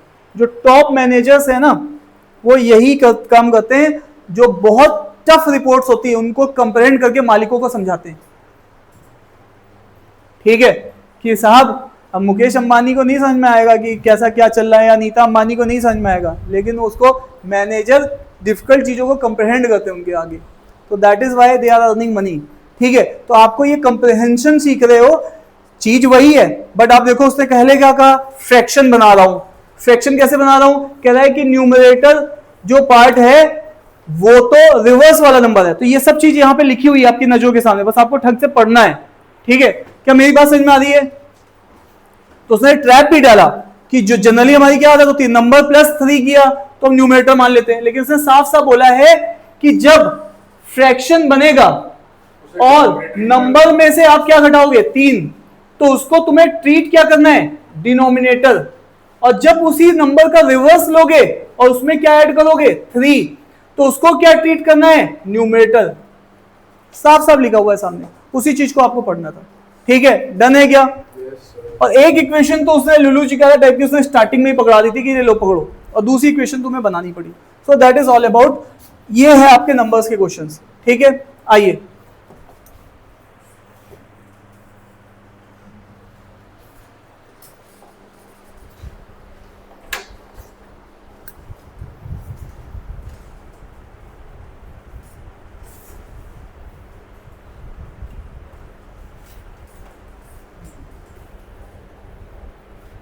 देखो, simple equation, it is a chapter of algebra. Algebra जब भी आपके सामने आएगी केसेस बनेंगे, सारे केसेस को आप एक बार देखो, रिवाइज करो, फिर अगली बार जब देखोगे तो वही केसेस जब मिलेंगे तो आप उसमें कंफर्ट फील करोगे, लेकिन पहली बार जब आपको केस मिलेंगे आपको लग के देखना पड़ेगा। So this is the first chapter of algebra, simple equation.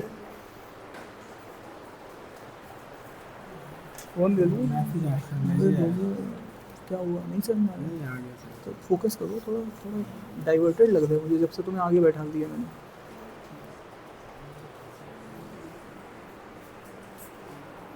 कौन सा मॉडल है? 13 वाला?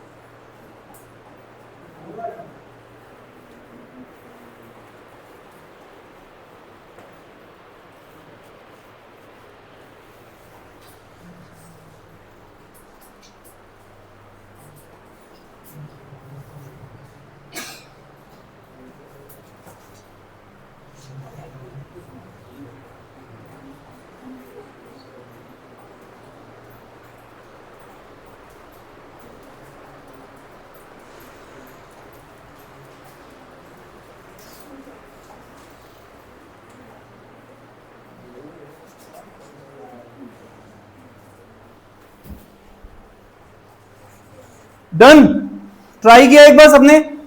देखो 198 is subtracted from 3 digit number. जैसे इसने बोला नंबर 3 डिजिट है, तुरंत मानो ए बी सी, और कुछ भी ऐड कुछ भी सब्ट्रैक्ट ऑलवेज फ्रॉम वैल्यू। तो इस नंबर की जो वैल्यू बनेगी वो 100A 20B और C, ये नंबर वैल्यू बनेगी।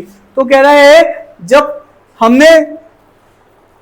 हमने किसी नंबर में से क्या सब्ट्रैक्ट किया 198, ये नंबर है, ऑब्वियस नंबर की वैल्यू लिखूंगा, उसमें से 198 किया, resulting number is 3 digit number form by reversing the digit of.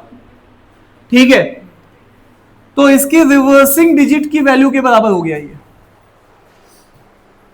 ठीक है, तो ये वाली कहानी इसने साफ साफ बोली। अब इसमें क्या ही है, नंबर का लोड नहीं है, नंबर क्या है 100A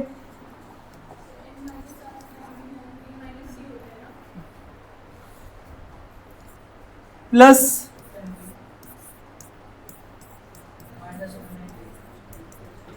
और यहां से अगर आप रिवर्स डिजिट करेंगे तो रिवर्स डिजिट जो होता है वो CBA आएगा, तो C का सामने 100C,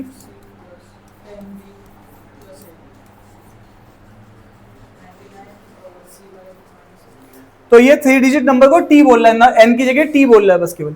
ठीक है, अब आप देखो ये जो नंबर है ये निपटेगा इसके साथ। ठीक है, तो अब यहां पर देखो ध्यान से, ये A इधर आ गया, तो आपको मैंने पहले ही बताया 99 कॉमन आता है, तो ये मैंने तुम्हें बताया हुआ ऑलरेडी, लेकिन मैं तुम्हारे सामने फिर से लिख रहा हूं बस दिखाने के लिए। ये समझो, ये सब चीजें मैं तुम्हारे सामने बस दिखाने के लिए लिख रहा हूं, और ये इधर जाएगा तो ये हो जाएगा 198, तो बस ये A minus C is equal to क्या आ जाएगा, 2 आ जाएगा। ठीक है, तो A minus C is equal to 2, एक इक्वेशन अब जाके तुमने बनाई है, और एक इक्वेशन से लास्ट में ऐसे ही पकड़ा रखी तुम्हें कि मिडिल डिजिट नंबर की जो कि B है वो क्या है, sum of other 2 digit that is A plus. अब यहां पे तुम्हें गेम खेलना होगा, मतलब यहां पे पॉसिबिलिटीज बनानी होंगी। So this is why this is a good question, और ये पॉसिबिलिटीज ही कैट में आती है, आईपी मैट में आती है। ठीक है, तो वो पूछ रहा है कि ये पॉसिबिलिटी बना के, ये 2 पॉसिबिलिटी तुम्हारे सामने लिखी हुई है, और तुम एक बात जानते हो, हेलो, जब भी तुम नंबर मानते हो ना A B C, ये T बोल रहा है इसको, चलो हम N बोल रहे हैं, ये T बोल रहा है। ठीक है, तो ये जो A B C है इसकी वैल्यू जो है 0 से 9 के बीच में ही हो सकती है, इन तीनों की वैल्यूज, है ना, क्योंकि ये डिजिट है, तो 0 से 9 के। अच्छा, दूसरी बात, A यहां पर जब आप नंबर मान रहे हो तो 0 नहीं हो सकता, A कैन नॉट बी 0, क्योंकि मोस्ट, और इसी तरीके से जब रिवर्स करोगे, क्योंकि इसने बोला है, देखो ध्यान से क्या बोल रहा है, ये कह रहा है 3 डिजिट नंबर ही बनता है जब हम इसका क्या करते हैं, रिवर्स। तो इसका मतलब है तुम जब इसको रिवर्स करोगे तो ये CBA आएगा, और ये कह रहा है ये भी 3 डिजिट है, तो इसका मतलब है यहां पे C भी क्या नहीं हो सकता, 0। तो ये 2 कंडीशन तुमने बाई इसके हिसाब से समझी, A और C 0 भी नहीं हो सकता। ठीक है, तो यहां से ये वाली बात है, और बाकी इसकी वैल्यू 0 to 9 वेरी करेगी, और प्लस इसने एक कंडीशन ये लगा कि इनका डिफरेंस कितना बनेगा, 2। तो चलो यहां से कहानी को आगे बढ़ाया जाए, क्लियर है। चलो अब ध्यान से सुनना, ये बन गया मैक्सिमा मिनिमा का केस, और कैट में हर साल आईपी मैट में कैट में 2-3 क्वेश्चन मैक्सिमा मिनिमा के बेस पे क्वांट पे होते हैं। सो मैक्सिमा मिनिमा क्या, ये कंडीशन मिनिमा चल रही है, मैक्सिमा चल रही है एक तरीके से। ठीक है, अब देखो ध्यान से, यहां मैं लिख रहा हूं A B और C, तुम जानते हो मैं इसको 0 नहीं ले सकता, इसको भी 0 नहीं ले सकता, 0 वाला केस तो हट गया। अब देखो ध्यान से, सबसे पहले तो मैं यहां पर B को हटा देता हूं, मैं यहां पे पहले C बनाता हूं। C देखो, तो A और C का डिफरेंस 2 होना चाहिए। कैसे बन सकता है साहब 2? क्या मैं यहां पर, देखो ध्यान से, इसको हाईएस्ट पुट कर देता हूं, इसको हाईएस्ट में क्या रख सकता हूं, 9, तो ये क्या होना चाहिए, हाँ वो भी मुझे देखना है। देखो ध्यान से, तो मैंने यहाँ पे 9 रखा, तो ये कितना होना चाहिए, 7, ये कंडीशन सेटिस्फाई कर रहा है। अब देखो ध्यान से, अब मिडिल डिजिट जो हो जाएगी A प्लस C, जैसे ही जोड़ोगे तो ये 10 को क्रॉस कर जाएगी, और ये होनी कहां तक चाहिए, 9 तक। 0 से 9 ही एक्सेप्टेबल है, कोई डिजिट कभी 11 नहीं हो सकती मिडिल, है ना, ABC में, तो ये केस डिस्कार्ड हो जाएगा। इसी तरीके से अब तुम्हें आइडिया लग गया, 8 लूंगा तो ये कितना हो जाएगा, 6, तो ये भी डिस्कार्ड हो जाएगा क्योंकि ये डबल डिजिट। तो इसी तरीके से 7 लूंगा तो ये कितना हो जाएगा, अरे बोलो 5, तो ये भी क्या हो जाएगा, डिस्कार्ड। और इसी तरीके से क्या हो जाएगा, 6, और यहां पे क्या होगा, 4, तो ये भी डिस्कार्ड। तो जो एक्सेप्टेड केस होगा वो यहां से बनना स्टार्ट होगा, क्योंकि 5 6 आप समझ पा रहे हो ना, B की वजह से ये डिस्कार्ड हो रहे हैं केसेस, क्योंकि B यहां पे 10 आ रहा है, और 10 नहीं हो सकता है, B कैन बी 0 to 9। ठीक है, सो दैट इज वाई। अब ये 5 होगा तो ये क्या होगा, 3। अब यहां पे B की क्या केस बनेगा, 8, एक्सेप्टेबल है क्या, yes, this is the first case. अब वापस आओ, 4, तो ये कितना हो जाएगा, 2, ये कितना आ जाएगा, 6, एक्सेप्टेबल है, यस। वापस आइए, 3, तो ये क्या, 1, एक्सेप्टेबल है क्या, यस। अब यहां पर जैसे ही तुम 4 लिखोगे, जैसे ही तुम क्या लिखोगे, सॉरी 2, इधर 0 लिखोगे, और 0 C नहीं हो सकता, ये तो तुमने पहले मुझे बताया। अरे यस या नो, तो यहां पे 3 नंबर के केसेस बन रहे हैं, 3 है आंसर मेरा यहाँ पे, और इसमें से लीस्ट नंबर पूछ रहा है, तो 341 नंबर है, ठीक है। तो लीस्ट नंबर इसका क्या है 341, ये ए है, ये बी है और ये सी। अरे मुझे एमएसबी चेक करनी होती नंबर, अरे पिताजी कह रहे हैं बेटा 199 दे रहा हूं तुम्हें, तुमने कहा 700 दे दो, मतलब उधर की डिजिट तुमने 00 करा दी, मतलब मोस्ट सिग्निफिकेंट क्या कर दी, बढ़ा दी। अरे हाँ या ना, तो इसका मतलब है जो सेकंड और थर्ड डिजिट से तो मतलब नहीं है, नंबर देखना है लीस्ट कौन सा है, तो मोस्ट सिग्निफिकेंट पे फोकस करो, दैट इज ए सबसे कम वाला चाहिए, दैट इज 3। समझ पा रहे हो? कोई ये मत करना 314, ये बी है, बी को मैं इधर से लिख रहा हूं, बी बीच में आएगा वैसे, क्लियर है? So this is a question जिसमें केसेस बन रहे थे, ठीक है, डन है, चले आगे। समझ में आया? रिपीट करना है किसी को? रिपीट करना है?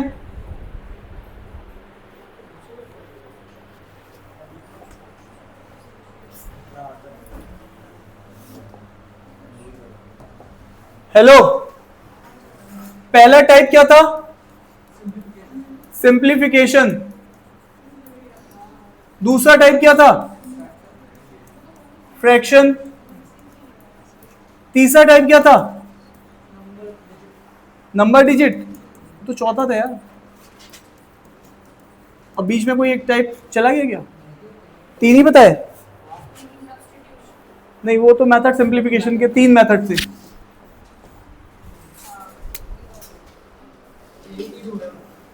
तो आइए, अगर आप कह रहे हो तो चौथा मेथड है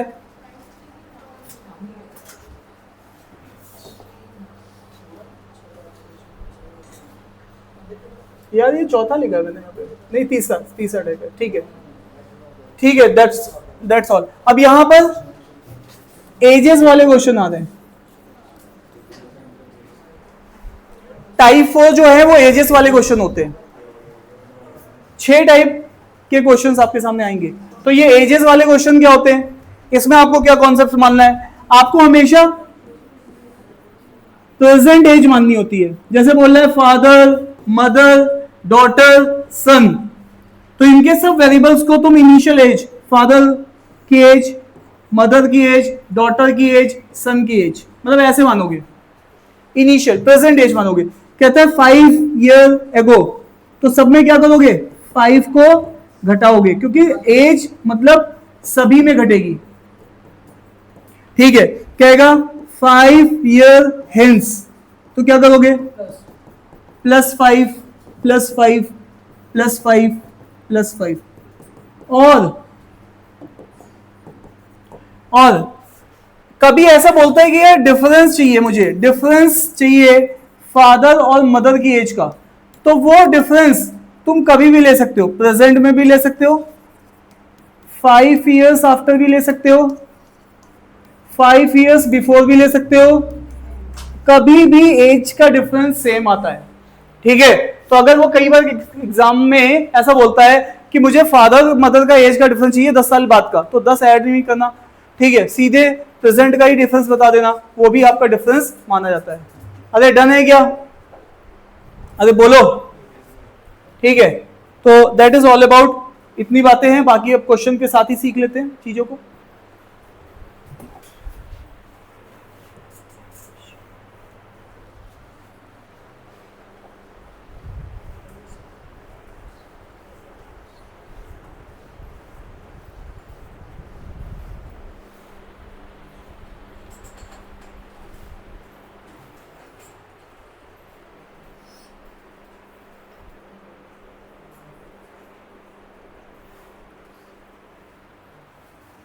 तो देखो, सबसे पहले प्रेजेंट मान लो एक्स और वाई का। अब ये कह रहा है 12 ईयर एगो, तो एक्स में से क्या कर दो? 12 माइनस कर दो, और वाई में भी क्या कर दो? 12 माइनस कर दो। अब कह रहा है the age of X, X minus 12, 2.5 times of that of Y. तो ये देखो, ये वैल्यू जो है ये ज्यादा है इससे, तो 2.5 को किससे मल्टीप्लाई करोगे? y वाले साइड से, कम वाले को, तो दैट इज 5/2 से इसको मल्टीप्लाई करोगे, कभी भी डेसिमल से मल्टीप्लाई नहीं करते, तो it comes out to be 2x minus 24 और 5y माइनस 60। तो ये वाली चीज जो हो जाएगी, ये हो जाएगी 2x माइनस 5y, 24 और 60, तो ये कितना हो जाएगा? अरे 60 घटा लो, 40 में से 36, बताते नहीं है तुम लोग, ठीक है, ये आ गया। और the sum of present age of x and y, x और y का जो प्रेजेंट एज है वो कितना है? 108 है। अब यहां पे क्या करोगे, इसको मल्टीप्लाई करो, और डिफरेंस पूछ रहा है।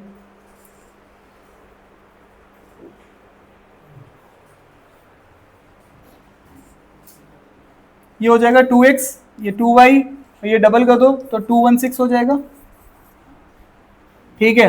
ये इसके साथ माइनस, ये माइनस, ये हो गया माइनस का 7y, ये माइनस, तो माइनस का 216 है और माइनस का 36 है, तो दोनों माइनस के, तो ये कितना 2, ये कितना 5 और ये कितना 252, तो 252,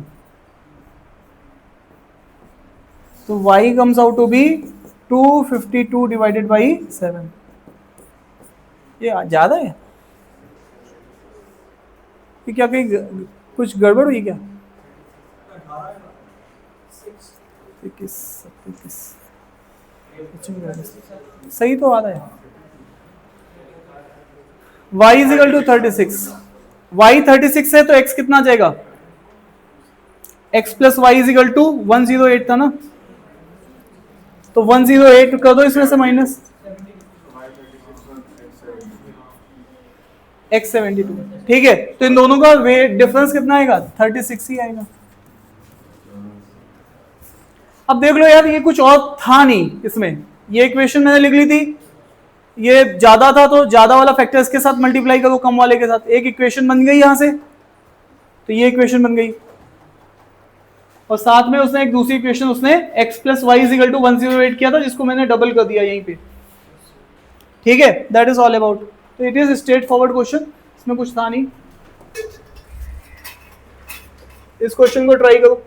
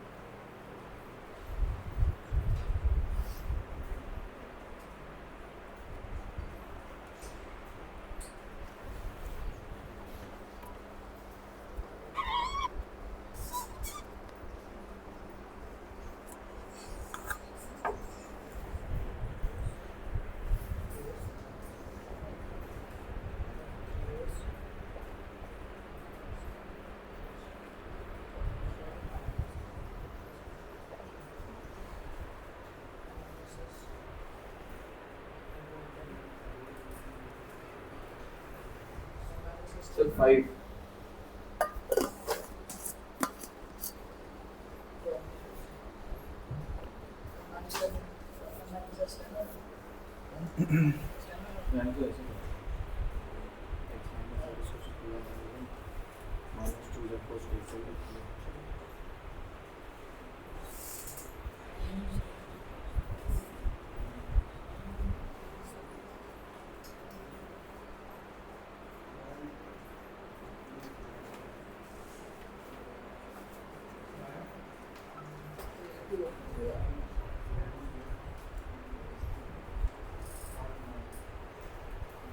आया किसी का आंसर?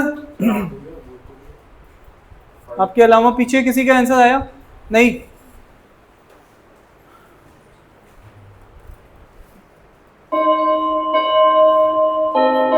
चलो पेन डाउन हो गया टाइम। इधर देखो, आपको यहां पर बोल रहा है 15 ईयर्स एगो, आपको पता है मैन की एज एम ले लो और उसका सन है तो उसकी एज s ले लो। ये क्या ले लो? प्रेजेंट में। ये कब ले लो? प्रेजेंट में। अब आपको एक बात समझनी है, ध्यान से सुनना एक बात को।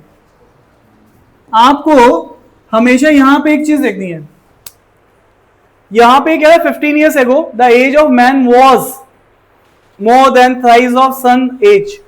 ठीक है, सन की एज की बात कब कर रहा है?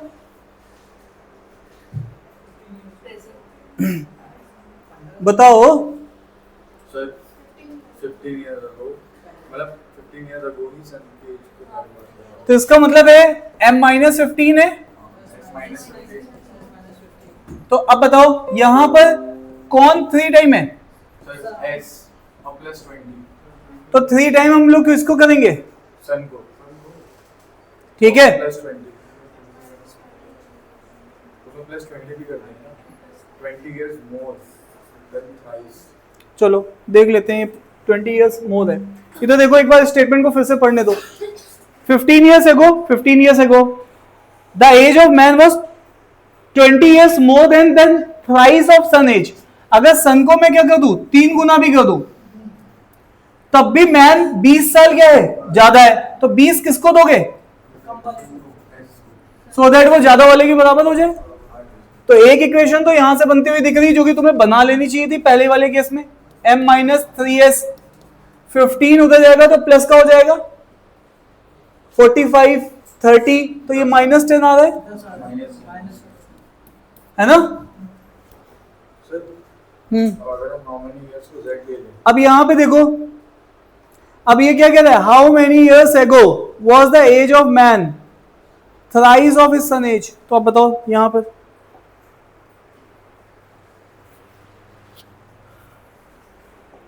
तो मैं बोल देता हूं k years ago। 10 या और इसी वाली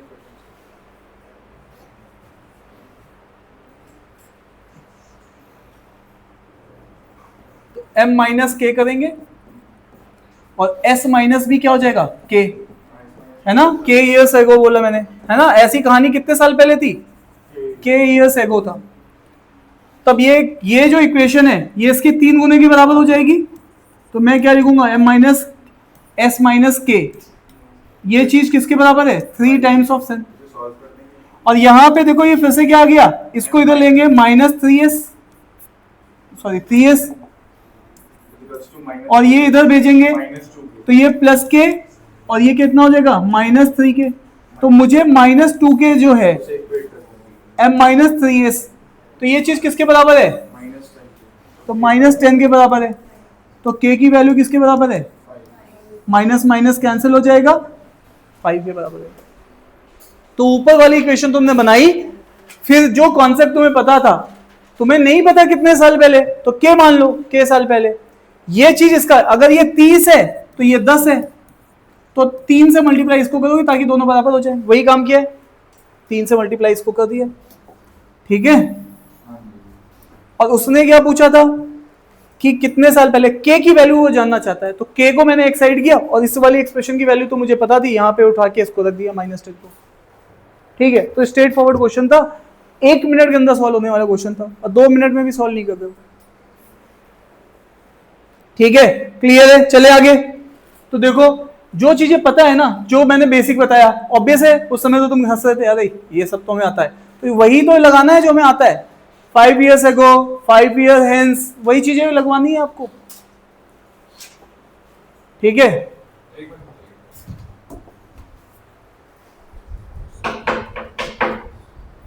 डन।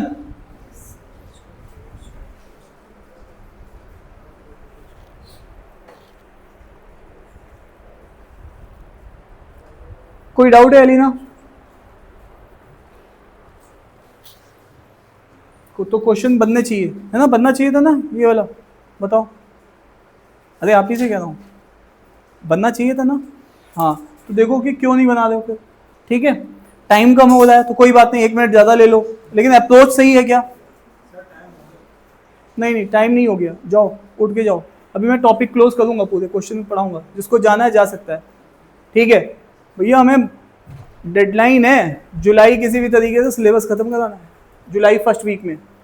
ठीक है, क्योंकि रिवीजन नहीं किया तो एग्जाम नहीं निकलेगा, भागते रहो।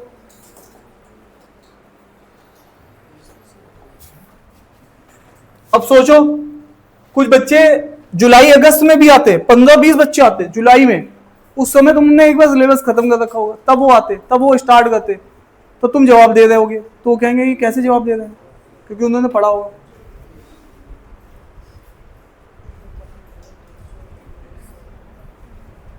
हर बार का 15-20 बच्चे उसी समय जुलाई अगस्त के टाइम जागेंगे, और उसमें से अच्छे बच्चे भी आते हैं जो रिजल्ट भी दे जाते हैं, लेकिन उन्होंने पहले से पढ़ा होता है।